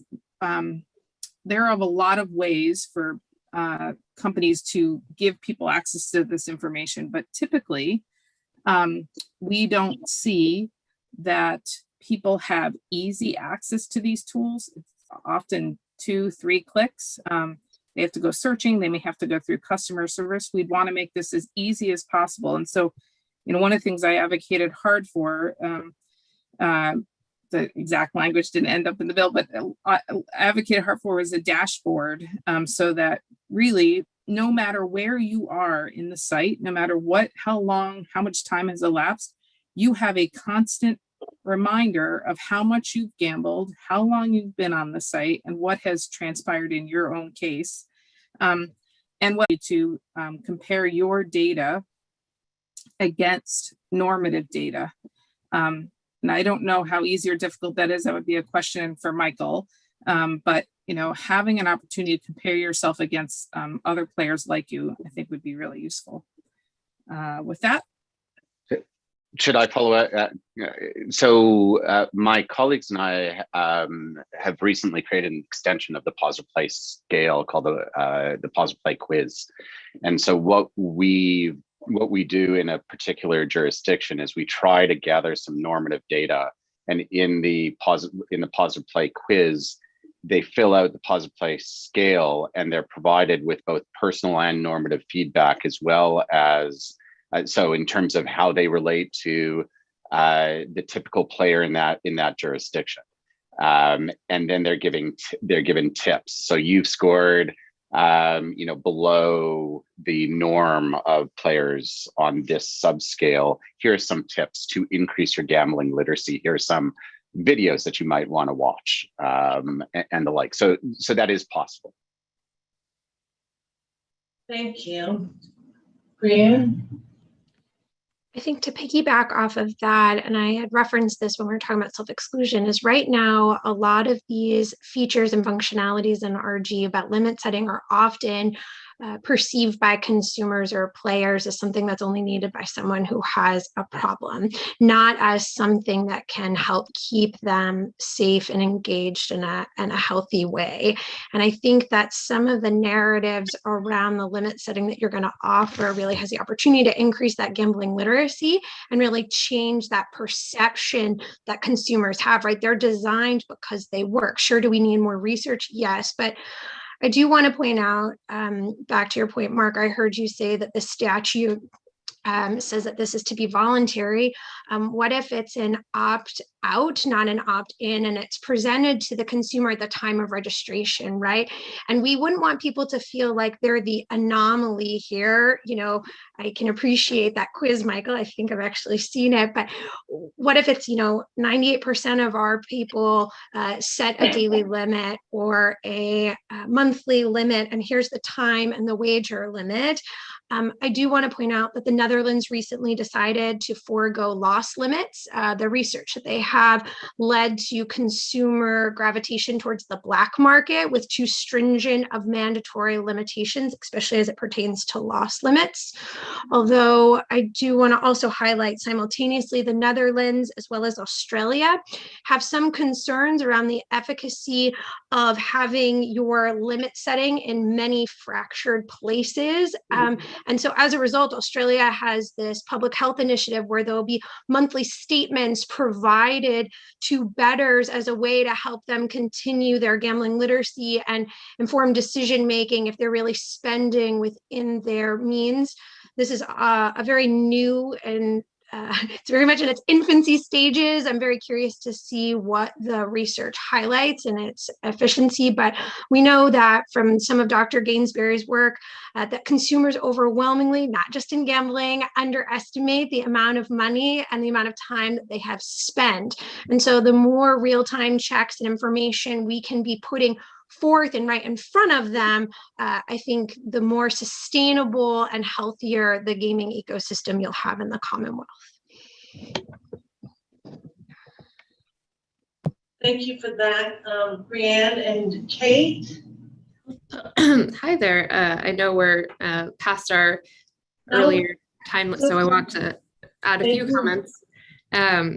First, I think it's important to reflect on where the market is broadly. So there's 32 jurisdictions today with legalized sports betting, and I would contend that the growth of this market, there's been a proactive approach to responsible gaming where there's leaning in by the operators and industry around these tools and resources and marketing. For example, just last week, DraftKings rolled out new TV commercials and digital advertisement that feature people like Tony Hawk and The Miz talking about, who's a wrestler for those unaware, talking about the tools that are in their app and how you can engage with them to set your limits and create a safe, fun environment. So with that in mind, I would encourage, as this discussion moves ahead, places where there can be, reliance on best practices or collaboration over statute. so that we're building upon existing frameworks and tools and resources that operators have already invested in versus replacing them for, one jurisdiction. Additionally, I think it's interesting the conversation around normalizing behavior, and obviously important research that needs to be done there. But I would want to make sure it's considered that those things are so unique to the individual. What is affordable for me is different than what is affordable to anybody else on this call or anybody else engaging in sports betting. Similar to usage, it all depends on the individual person, and there's a lot of research needed in that space. Finally, this is a nascent market, barely 4.5 years old. And we're still learning how players interact with legal sports betting. There's, yes, of course, lessons to be learned from other countries, but we all know that the US and the Commonwealth are unique jurisdictions in their own right. And so as we grow as an industry, there's important learnings that need to be applied. And I would caution against, making judgments that sound great, that aren't based in research, and that could limit player interaction and ultimately keep players in the illegal market where there are no consumer protections. Thank you. Just one point to follow up on what I think Mark was asking initially. If there's an opportunity, so I guess the question is whether players should set limits, through Play My Way as a centralized resource, or they should continue setting limits as the approach is now in most states, with operator by operator by operator. And, I think there would be great utility in looking at the concept of, right now Play My Way is a consumer centric focus, right? You sign up for it and you set your limits. Applying that same principle in the online space might mean going to a Play My Way site and saying, okay, I want to set my limits on, my deposit limits. And then that could be, sort of provided to each of the licensed operators in the online sports betting space in Massachusetts. Not sure how the technical details and things would work, but it's so centralizing your limit setting, I think, has some advantages, especially when it's under the Play My Way umbrella. You could do it with each operator as well, and perhaps, but I just think it's something to consider how you want to architect that system, because right now players are forced to go to each separate site to set their own limits. They might not have the same limit options. Most operators have different types of limits beyond what's required. And so, it's just a way to kind of make a more consumer-centric approach, but just something to think about. Commissioner Hill, are you trying to chime in? I was, and I'm trying to, in my mind, figure out how I'm going to say this. So I'll just say it as I usually do. It's a question, whoever can answer it, great, and thank you. It's going to be a legal question. As people who are putting in the regulations, can we mandate, especially with what was put in the law, Mark, can we mandate that if you're going to do business here in Massachusetts, that you have to have a program set up within your company that would be, you've mentioned a couple of programs already, to help, self-exclusion. Well, not that one, but putting limits on what you can bet. Can we put that in regulations? Can we mandate that a company have a program set up, if you're going to do business here, that would mandate that they have to offer a program like this that we're talking about? Yes. I think, Mark, you want to reread the language that you said, and I think it's important to remember that it does say upon joining the mobile application or digital platform, right? Right. So there's two pieces here. One is that it directs the commission to implement responsible gaming programs that include, and so it does leave, to me, it leaves the door open to implement responsible gaming measures that the Gaming Commission feels are appropriate. And then going back to the exact language that an operator that operates sports wagering through the mobile application or other digital platform may allow patrons to set self-imposed limitations on sports wagering when the patron joins the mobile application. So the word may is in there, but I think that it's that platform exists, but the it's voluntary for the patron to engage with it, which is our general approach. So Kate, I have a question for you then. And I'm sure you've been hearing this across the country. So what I'm hearing is there seems to be a lot of the operators understand the issue. They want to be helpful to the issue, and they are actually technologically putting things in place to help folks. And I'm also seeing, and I think it was your product, and I just can't remember, but I saw, we have a local TV station here called Nesson. Yep. And what I saw recently was, I think, the program that you mentioned early on, and I'm looking for the name of it, having a game plan. Yep. And I think it was a 30-second commercial, and I was shocked to see it, to be honest with you, because of all the advertising we've been seeing with all the other operators.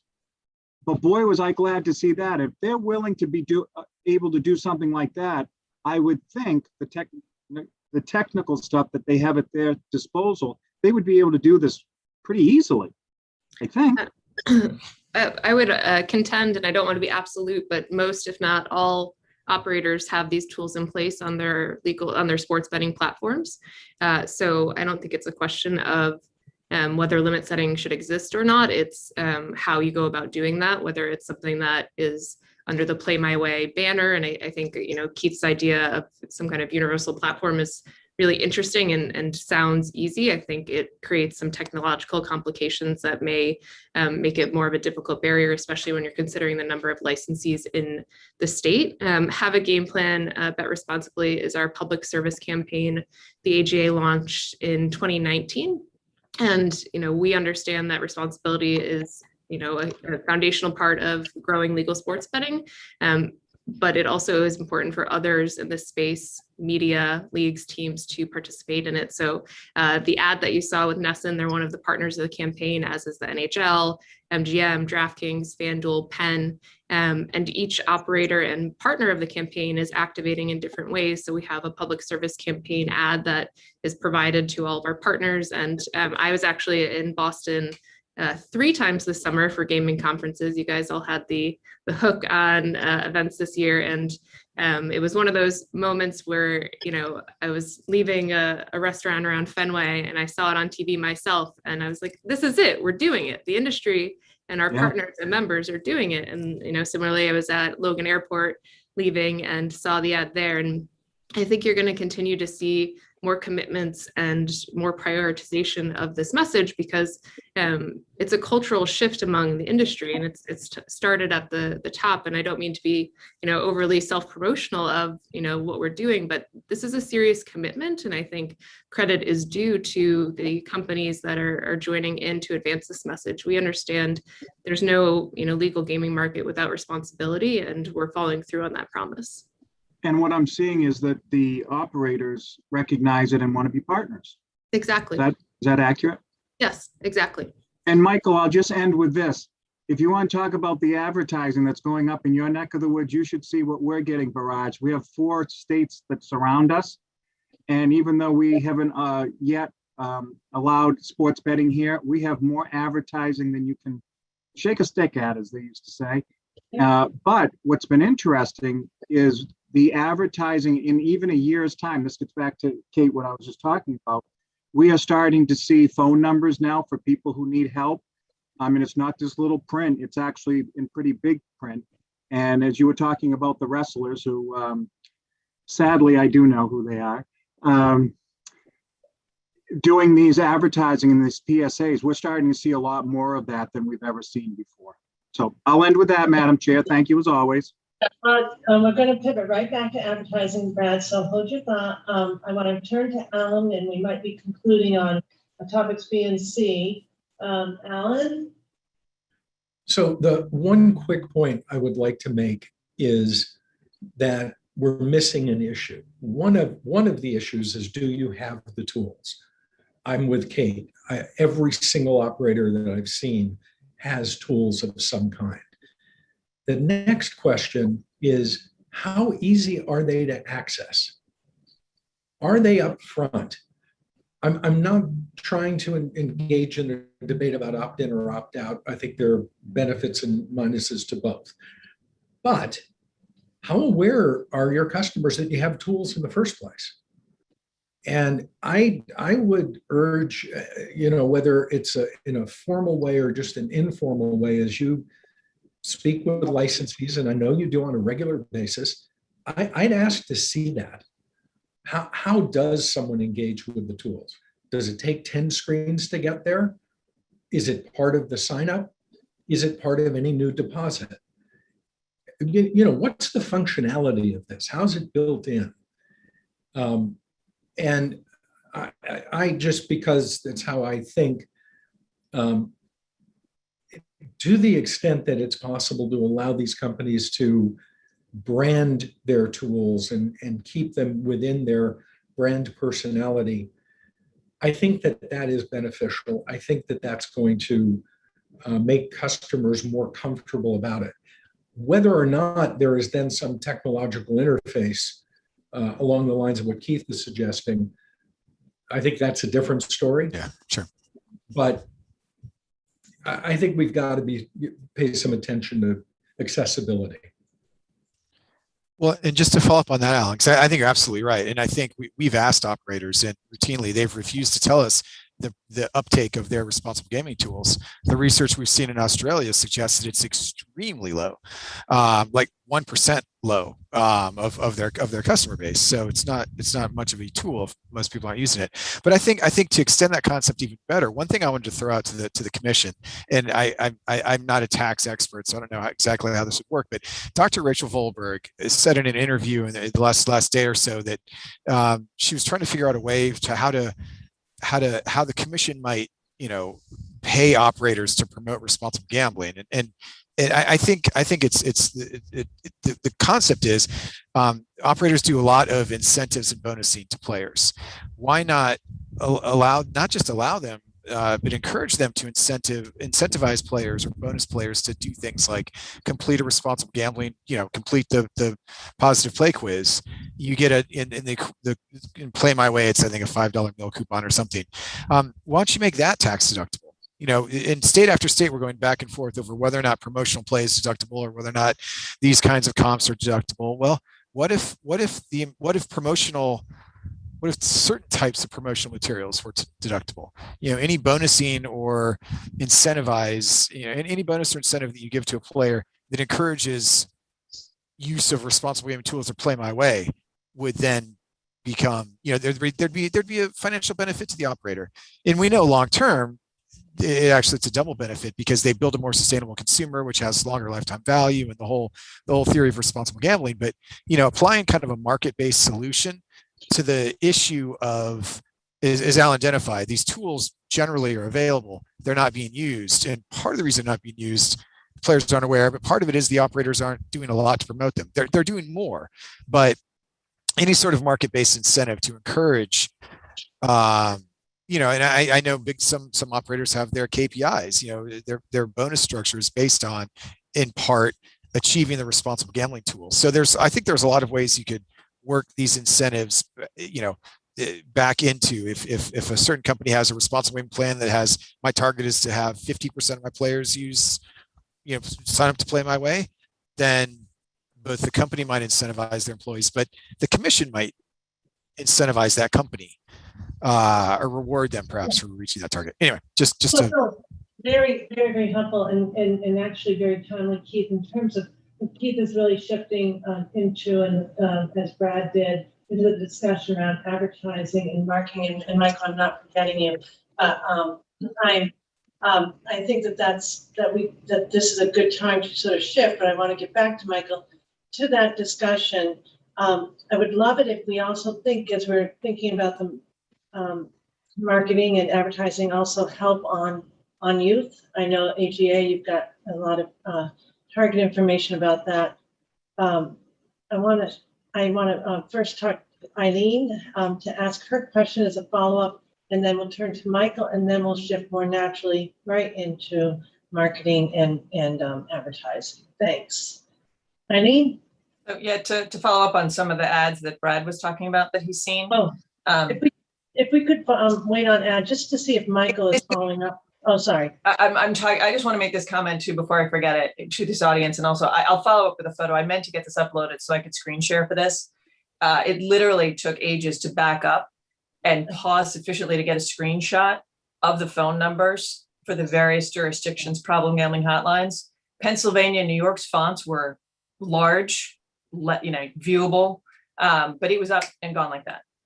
And so in terms of writing the regs too, something that we need to keep in mind is being specific about what the requirement is to be, the requirements of, trying to see, prominently displayed, what that means in terms of time, font, access, et cetera. I know, Kate, you probably hate hearing me say this, but to have federal standards on some of this stuff would be great so that you're not doing jurisdiction by jurisdiction. But I do think, I don't want the Commonwealth to be the tiny, tiny little print with the phone number that nobody can read. I want it to be actually something that means something. And then in terms of segueing into the next topic, and we can table it for expedition if you want, but I'm really looking for anybody to talk about technology for any of these kiosks where people can actually do biometric or some sort of recognition testing for whether you're really 21 and up. And just so we're all clear too, the daily fantasy sports in mass is 21 and up. There's no conflict there. Okay. Good. So we can forget about that potential conflict, but though that's the comment. And then my question is if anybody can respond to what technology is out there in terms of independent kiosks and 21 age. Could I briefly comment on the helpline? No, Sure. So I think one of the ways to consider how you solve for that, and it's not just the Commonwealth, but other jurisdictions, is Keith and I have, we're not often, partners in crime, but over the last 2 years have been working diligently to streamline helpline resources, pushing a national helpline number. So, 1-800-GAMBLER was adopted by NCPG as a universal helpline number, and there's some work underway there. But as part of that, regulatory requirements need to change so that in multi-state or national advertising, that's the helpline that is, promoted, and that can help solve if everyone's on the same page of the helpline we're all sharing. It allows for everyone can be in that large font because it's just one number and not 12. And there's 15 states right now that allow for 1-800-GAMBLER or a national helpline to be used. So something to consider as you look at that disclosure, not just the sizing of it, but what number you're using. So it has to, our number by statute has to be approved by DPH. So it's a process that's not only just our choice, but, Marilyn would probably know more about this than me, but it has to be a number approved by our DPH. Yeah. Michael. Yeah, well, so we won't take over the discussion about helpline. Yeah, but yeah, easy slip. Thank you, Michael. Just to quickly follow up on what Keith had to say is that he was speaking, I felt like he was speaking directly to me. So a couple of years ago, I published a position piece in the journal International Gambling Studies, where I suggested that one way to increase the uptake of responsible gambling tools is to reward players for using them. For adhering to a limit. More recently, and when I say more recently, I mean 2 weeks ago, the International Journal of Mental Health and Addiction accepted a paper of mine where we asked players whether or not they would be more willing to use responsible gambling tools if they were rewarded to do so. And in one, we ran an experiment where we randomly assigned people to one of two conditions, one where we just told them about a new responsible gambling tool where they could set limits, and another where we told them, well, with this tool, you will be rewarded with loyalty points for adhering to your limit. And then we said, how willing would you be to use these tools? And there was a massive significant difference between conditions. People were much more willing to use them if they felt that they had added value, meaning that they would be rewarded for engaging in those tools. Should members of the commission or the commission want a copy of those papers, let me know. I will forward those papers to anyone who would like to read them. But I think that this might be the future of RG programming to increase the uptake. This has been a bee in my bonnet for a few years, and I hope to conduct some research sooner rather than later at casinos where we can explicitly test this hypothesis. Perfect. perfect conclusion to our earlier discussion. Mark, you'll make sure that those papers are distributed. We've already started to talk about advertising and promo, marketing. Mark, why don't you just set the stage a little bit? I'm going to be mindful of time. It's 20 minutes. That's about 25 minutes off than what I had hoped, but we're a big group and this has been a hugely deep conversation.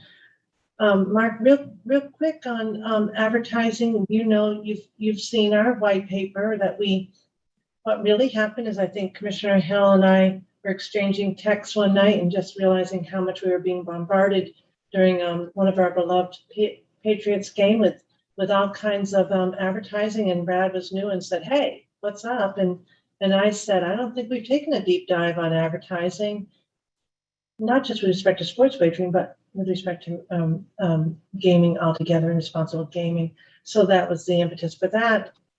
That's a very beginning of our conversation. Today is going to be a really important discussion, even if it has to end shortly. But, so Brad, I didn't mean to cut you off earlier, but I was going to give you that exact moment, and you've already launched. It's been on Commissioner Hill's mind very, very much. So, Mark. Sure. Thanks. So exactly, we released a white paper just a few months ago on advertising and marketing, responsible gaming considerations for advertising and marketing. When the bill came out, when the law passed, it also included a number of measures that were very specific to advertising, relating to deceptive, false, misleading, and untrue advertising, unsolicited pop-up advertising, advertising that the commission deems unacceptable, advertising deemed to appeal directly to a person younger than the age of 21, advertising on billboards or other public signage which fails to comply with federal, state, or local law. So I think that a good chunk of what the commission would care about is captured within the law. The white paper that was produced goes several steps further and has a number of other considerations that the commission could consider. I'm curious from the group, in addition, maybe one, are there ways or considerations of how to implement these directions that are outlined in the law? And two, what additional measures, whether captured within the white paper or outside of the white paper, should the commission think about as we're drafting a regulation on this? And maybe final, I mean, to Kate's point, and I know the AGA has spent an enormous amount of time thinking about this too. What falls outside of regulation, and where are partnerships, agreements, and where does that lie, given that perhaps regulation can only take us so far when we think about how expansive advertising can be of what we have control over and what we don't have control over.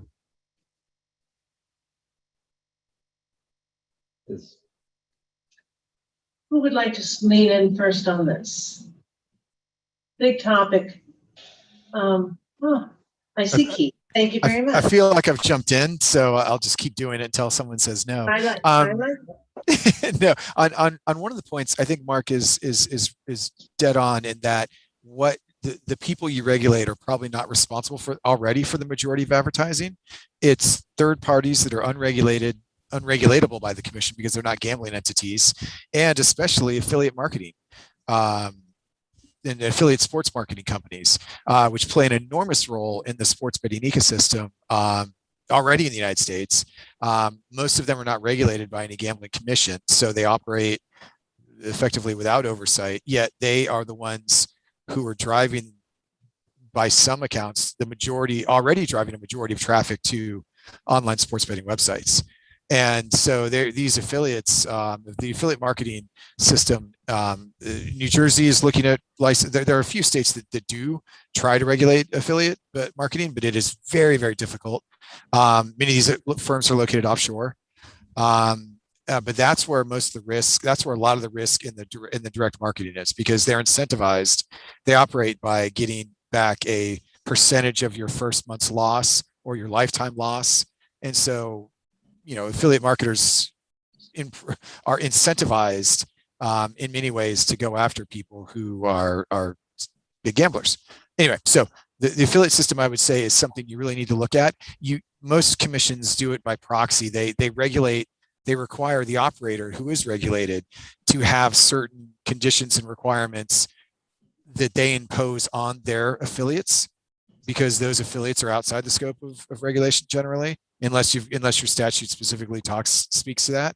But then even beyond the affiliates, who at least have some sort of commercial relationship with operators, then there are a wide variety of third-party sites who are totally unaffiliated with operators. And I'm not sure how the commission would get your arms around that.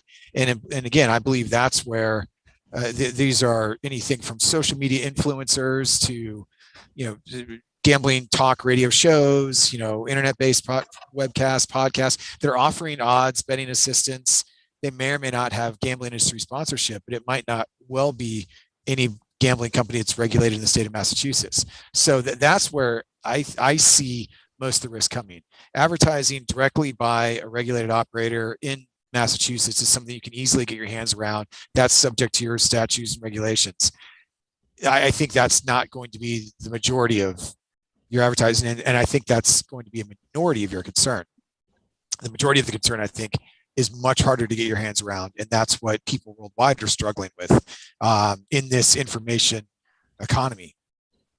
So I'll leave that out there. I don't have any good suggestions for it, except to make sure that you hold operators to a high standard for the third parties they have direct business relationships with in the advertising, marketing, affiliate space.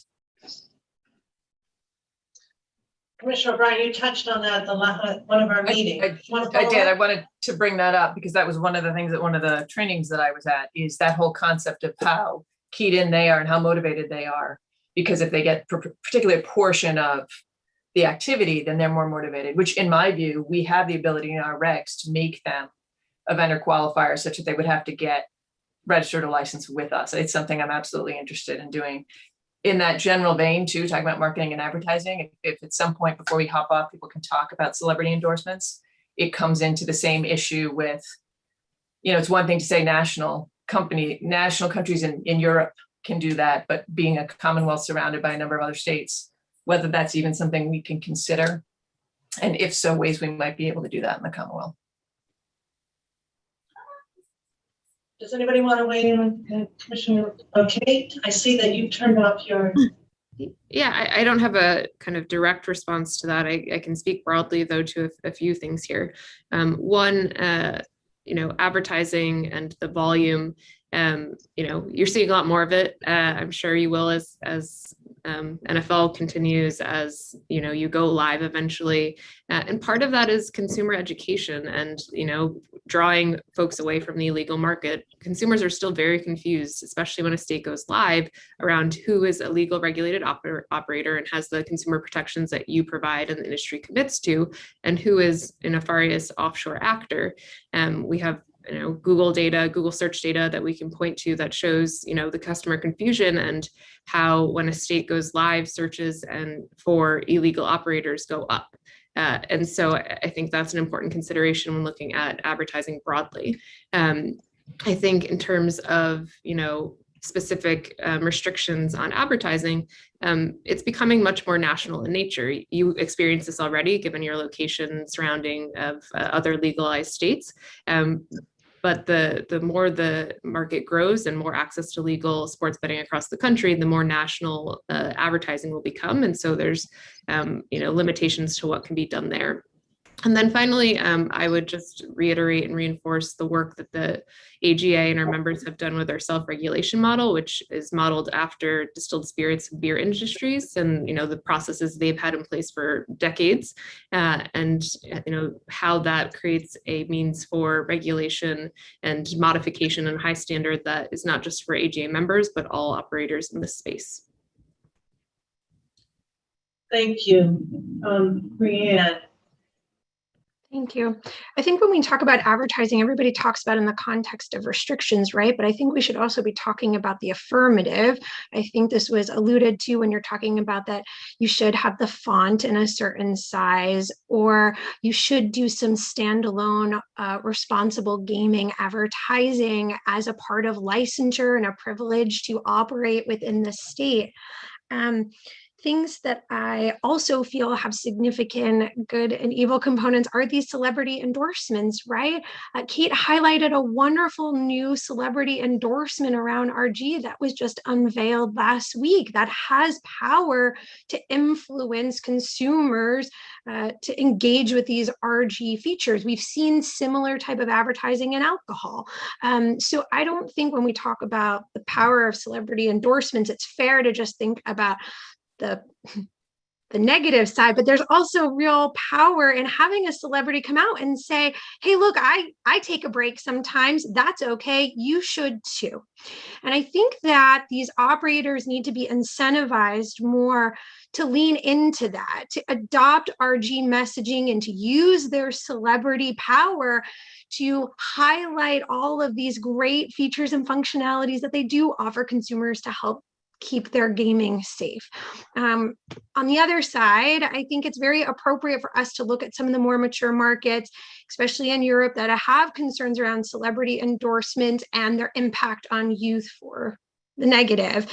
And I think that we've seen a few US jurisdictions that in regulations have put forth that no endorsement can be with someone who is under the age of 21 or tends to resonate most with a younger demographic. I know it seems kind of common sense, but I think it's an important thing to highlight. I'd also just like to leave on the note of, I didn't hear any real mention about risk-free. I know that's a hot topic in regulations right now. There's no such thing as really a risk-free bet, many of us would argue. So maybe considering not having that being a term that is allowed to be used in advertising. Some jurisdictions have moved in that direction.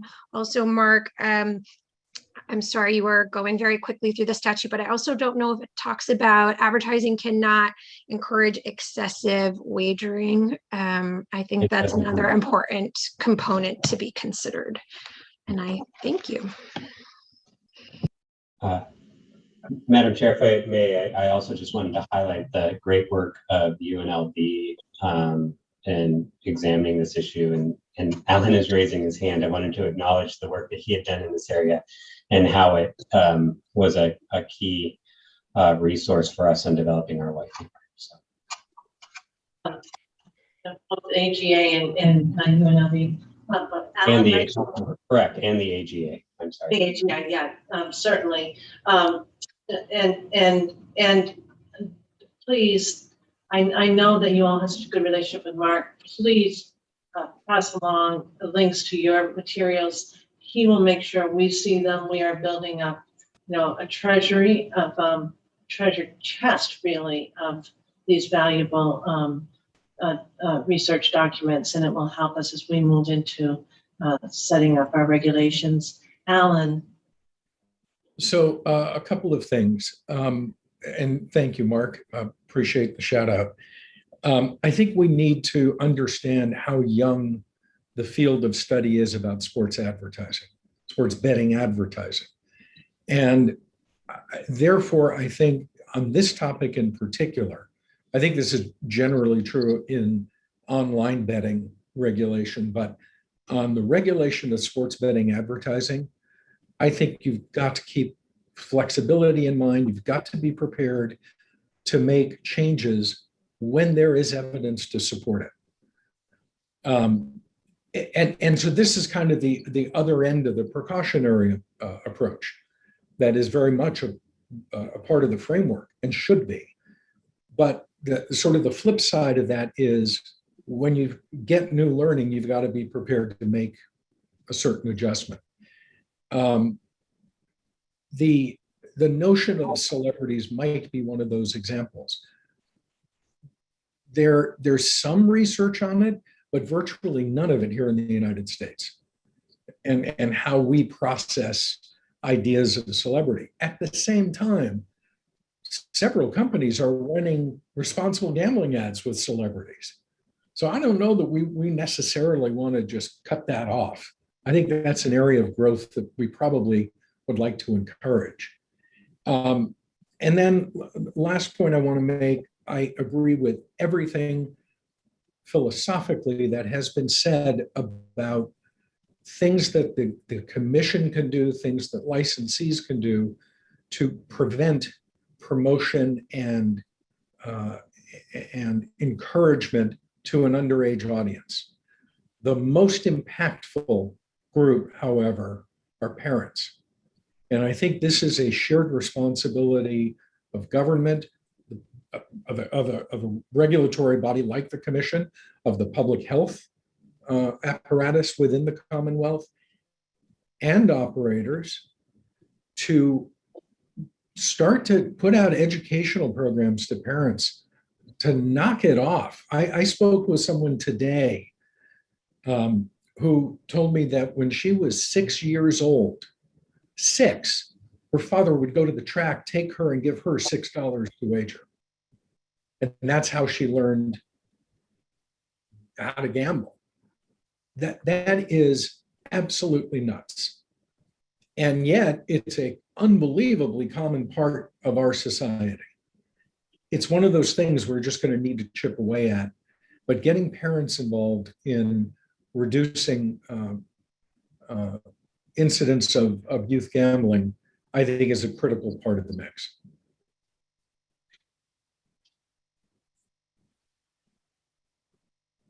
Okay, I'm just going to pause. I'm looking at the time, 3:57. Michael and Marlene are next.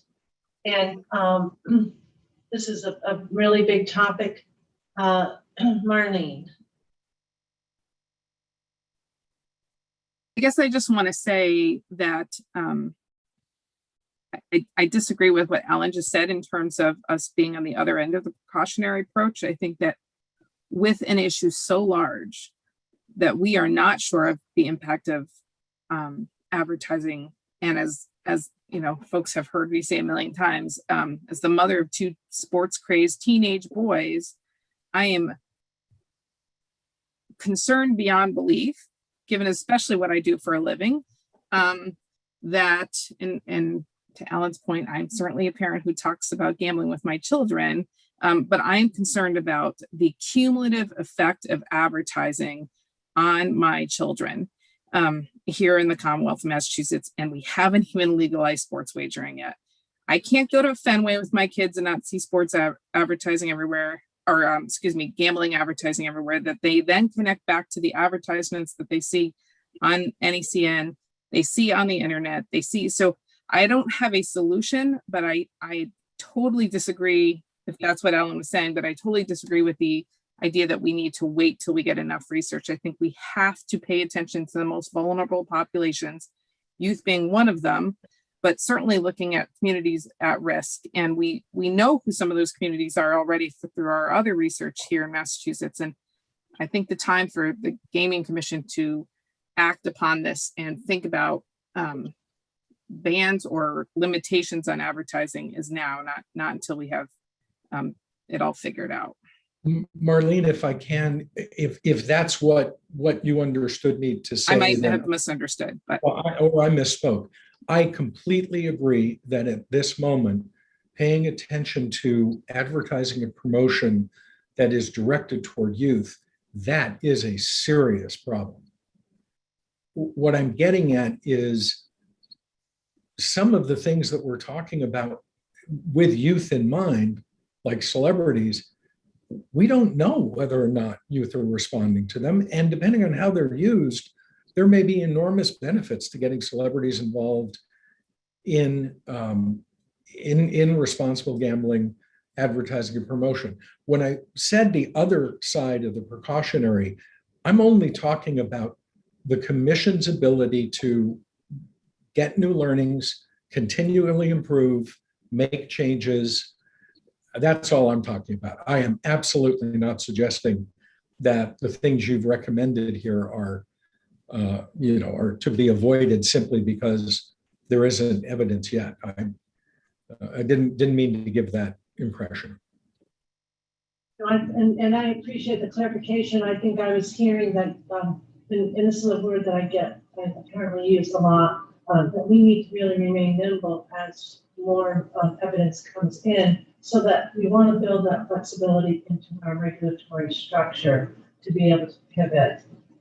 If that's a fair summary, Alan, that was kind of what my quick takeaway. I also really appreciated Marlene giving that parental point of view. I only have adult children, so I can only imagine the challenge for those who are raising their younger children. Commissioners, I know that Michael wanted to weigh in. He's got his, can I turn to Michael and could we just have a few more minutes to wrap up? Commissioners, are you okay with that? All right, and guests, I understand we're running a little bit beyond 4. So Michael. So, Madam Chair, I'm cognizant of the time, so I'll be quick. I'll just quickly follow up on one of the things that Alan said. There's a unique opportunity, especially as the holiday season rises, for an ad campaign about not purchasing lottery tickets for your children as gifts. I'll also just state quickly about advertising is that it's widely recognized that wagering advertisements tend to emphasize the positive aspects of gambling experience and skewed outcome expectancies towards inflated prospects of winning. There's only a small body of literature, but the body of literature does tend to show that this kind of marketing material tends to increase the desire to gamble among problem gamblers, moderate, low risk gamblers. So that's something that should be taken into consideration moving forward. Thank you for that. I want to just for the purpose of clarification, the Gaming Commission doesn't have regulatory oversight over the lottery. And I'll leave any kind of a campaign around lottery ticket sales to Treasurer Goldberg, who did appear in front of us earlier this week. So, but if I can just interrupt and say that the casinos have typically done this because they're lottery agents. So they've been cooperative partners in that holiday campaign that NCPG and McGill University have right. And so I was going to say we do that in collaboration, and it's pursuant to Chapter 23K, which in fact is exactly what Treasurer Goldberg was testifying to earlier this week about continuing our relationship to support the benefit of the lottery, which she explained, as I mentioned, does have such an important role in providing unrestricted local funds. But I just wanted to make sure you knew that we work with them, don't control that. Okay, other questions now from my fellow commissioners. This is such a big topic. I think it might even require a reconvening if our guests would be willing as we work forward. Oh, I see Kate's got her hand up. Yes. Sure. Just a few points, and I'll be brief. Some context. So sports betting advertising only constituted 1% of total broadcast ads last year. So putting that in perspective of all the advertising we're seeing, it's a very small percentage. Partners in this space, like leagues and media companies, have limits that they've set for themselves. For example, the NFL has limitation of 1 ad per quarter and pregame and postgame, so 6 games per session or per game. And are considering other means for their own self-regulatory guidance.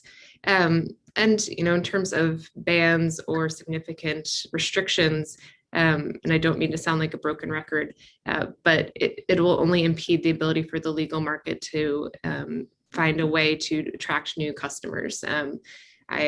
was looking at some of my notes, and in just the first 2 months of 2022, internet searches for illegal offshore sports books increased 22% year over year, and almost 60% of all sports book searches were for illegal sites, both well above the national average. So there's an uphill battle to get consumers into the protections of the legal market. And then finally, in terms of where these ads are placed, the AGA's marketing code, requires that ads are placed in means, broadcast, cable, radio, et cetera, where at least 73.6% of the audience is reasonably expected to be of the legal gambling age. And that's tied to Nielsen and census data and is aligned with other such standards set by Discus and the Distilled Spirits Council and the Beer Institute for their self-regulatory models. So it's a broader industry and advertising standard. So just a few fine points to put on this conversation. Thank you. Thank you. Commissioners, questions? And I'll turn to Mark too, of course, but I know that we're short on time, but I do have one question that I'd love to follow up on selfishly. It really was involved earlier in the earlier conversation. I'd like clarification from Alan. When we were talking about setting limitations with respect to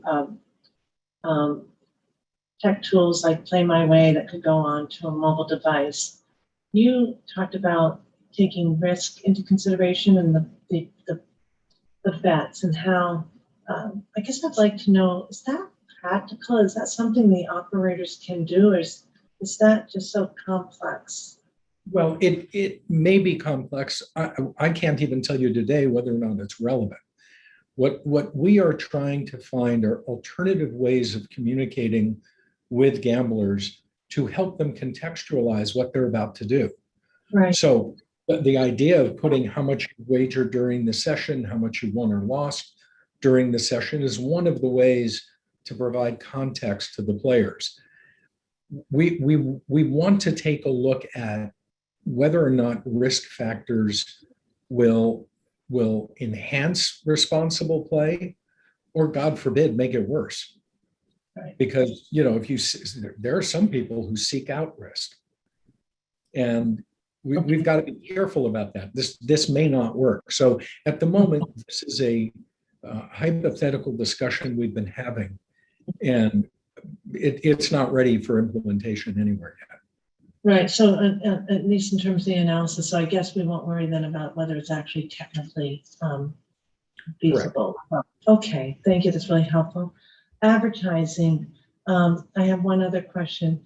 Have there been considerations about does any other jurisdiction require an operator to rather than adding on language with every single ad about responsible gaming, to have a certain percentage of their advertising budget be actually dedicated to strictly RG messaging? No gaming promotion. We operators and something that is aligned with what AGA is providing. We also can consider, commissioners, whether we use some of our budget to also do public service advertising. That's something we haven't talked about, but it can be. But have you heard about requiring, because honestly, our licensees are following our reg, and they do on the billboards put language up. The font size could be increased, right? And that might be helpful, but not as effective. And I also just think it takes away from their own effective, customer marketing goals. Have you heard of a percentage of budget, and what do you think about that? Don't believe there's current regulations to provide a percentage of advertising that goes to responsible gaming, and Brianne would probably be the person who can keep me honest there. The commission getting engaged on this space, there's other regulators who have promoted Have a Game Plan, so it's a kind of open source platform that welcome a conversation there. And then in terms of a percentage, that one is a tricky one to suss out. Each operator, it would be so nuanced to each operator that it may be hard to set a specific standard. But know that I can have a whole presentation on the various programs that are in place today in terms of responsible gaming and how operators are advancing that, both individually, but with their league partners and media partners. So I think that's something left best to best practices than necessarily statute. I think Chair Judstein, to your point, we've been thinking about that a little bit, because I do think now most of these helpline regulations were conceived in the 80s before the saturation of advertising. I do think there's a white noise problem, if you will, where the numbers just everywhere in tiny font, whatever, regardless of the font size, it becomes meaningless. And so I think I've been thinking exactly along your lines of saying, maybe it's almost like an election. You elect either to say, okay, I'll do 20% of my ad budget would be towards pure responsible gambling, and then that leaves the other, I can reduce it or something like that. Or I like to put just the number on everywhere, just saturation bomb it. I don't know. So I do think that our helpline regulations need to adapt. I think, again, Massachusetts might find itself being the only place that doesn't use 800 Gambler within a few years. Everyone else is shifting towards that. And that we have to think about whether or not in this modern age, just slapping a helpline number on everything is the most effective approach, or whether we want to be a little bit more selective, with a more targeted, specific ad, just for all the reasons you said. So I don't know that, I think Kate's right. I don't know that anybody's gone down that road yet. You guys, again, might be a leader in starting to think about that, but I encourage you to do so. It's a conversation we'd really like to have. I don't know the right answer, and I certainly think there may be some arguments why there should be the number everywhere, but I kind of lean towards where you're going. I think maybe there's a better way to approach this in this era. Thank you. I'm going to take two short comments from Brianne and Ellen, just because they have their hands up, and I'm going to have to just pause, sadly. We have obligations, I know, personally. So, Brianne. I just wanted to confirm that what Keith said, that there aren't any current regulations or even statutory requirements around a percentage. That being said, several jurisdictions, are considering maybe a certain number of responsible gaming standalone ads. We know the efficacy of a standalone ad is far more significant than that of a small font. I think it also far extends just the helpline number to the terminology play responsibly, very subjective. Someday I'd love to have a discussion about, we can all define what is drinking responsibly, but none of us could probably come up with the same answer for playing responsibly. Anyway, I'd be happy to talk more about what other jurisdictions are considering for those standalone or particular font sizes. But anyway, I think it's far more than helpline. I think it goes to just RG messaging in general. Yes, thank you. Alan. Well, actually, what I wanted to say really does piggyback nicely on Brianne's comment. Setting a percentage, I think, is a sticky topic. However, causing licensees to demonstrate what they're doing, I think that is an absolute necessity. And, one of the things that happens among competing companies is, if you're the one walking in with a very unimpressive presentation, you're probably not going to want to have that happen again. And I think that this is an industry that is learning to approach these topics, trying to approach these topics. I don't know that forcing that is necessary, other than to say once a year or once every 6 months, whatever it's going to be, you're going to come forward and show us what you're doing, show us your work. Well, that's really, really helpful. And I understand the stickiness. We've dealt with sticky matters before, but I think we also know that I think you're leaning into what We do hold our licensees accountable for reporting, but it also, if we engage in any kind of a competitive selection process, there's an opportunity here. I see my fellow commissioners nodding their heads. This become an important part of the criteria that we would look at for final operator licenses. So this has been really helpful to me. Commissioners, I don't want to be the last question unless it truly is the last question. And thank you, Commissioner Hill.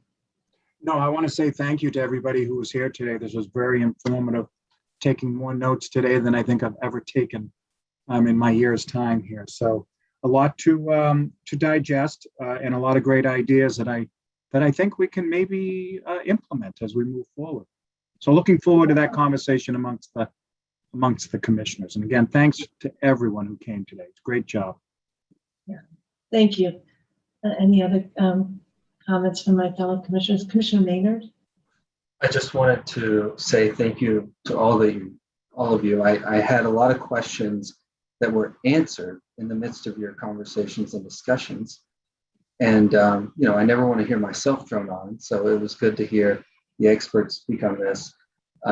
Kate, you'll be happy to know that both Commissioner Hill and I are huge wrestling fans and knew exactly who the Miz was when you spoke about it. But it definitely does give us a lot to think about as we move forward.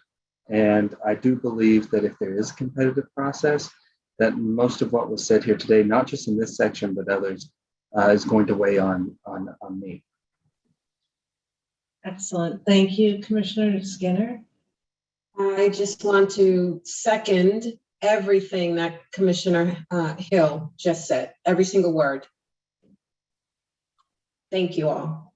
Thank you. Thank you, Nikisha. And Commissioner O'Brien. I'd like everybody to be able to leave. So I don't think there's anything I can add that hasn't been said other than thank you. And this probably is not going to be the last time you're hearing from us.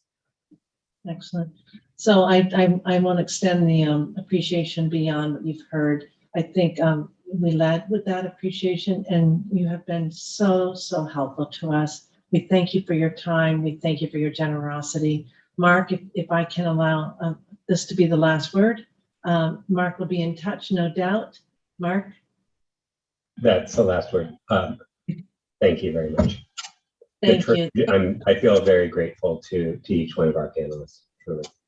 These are longtime colleagues of yours. We thank you for all the insights that we knew we would be able to achieve. And again, the shortage of time, my apologies for keeping you beyond the 4 o'clock. Thank you. Have a Do you need a motion, Madam Chair, to adjourn? Oh, yes. Boy, I'm really off. So on my moved. phone. Thank you. A second? Second. All righty. Commissioner O'Brien. Aye. Commissioner Hill. Aye. Commissioner Skinner. Aye. And Commissioner Maynard. Aye.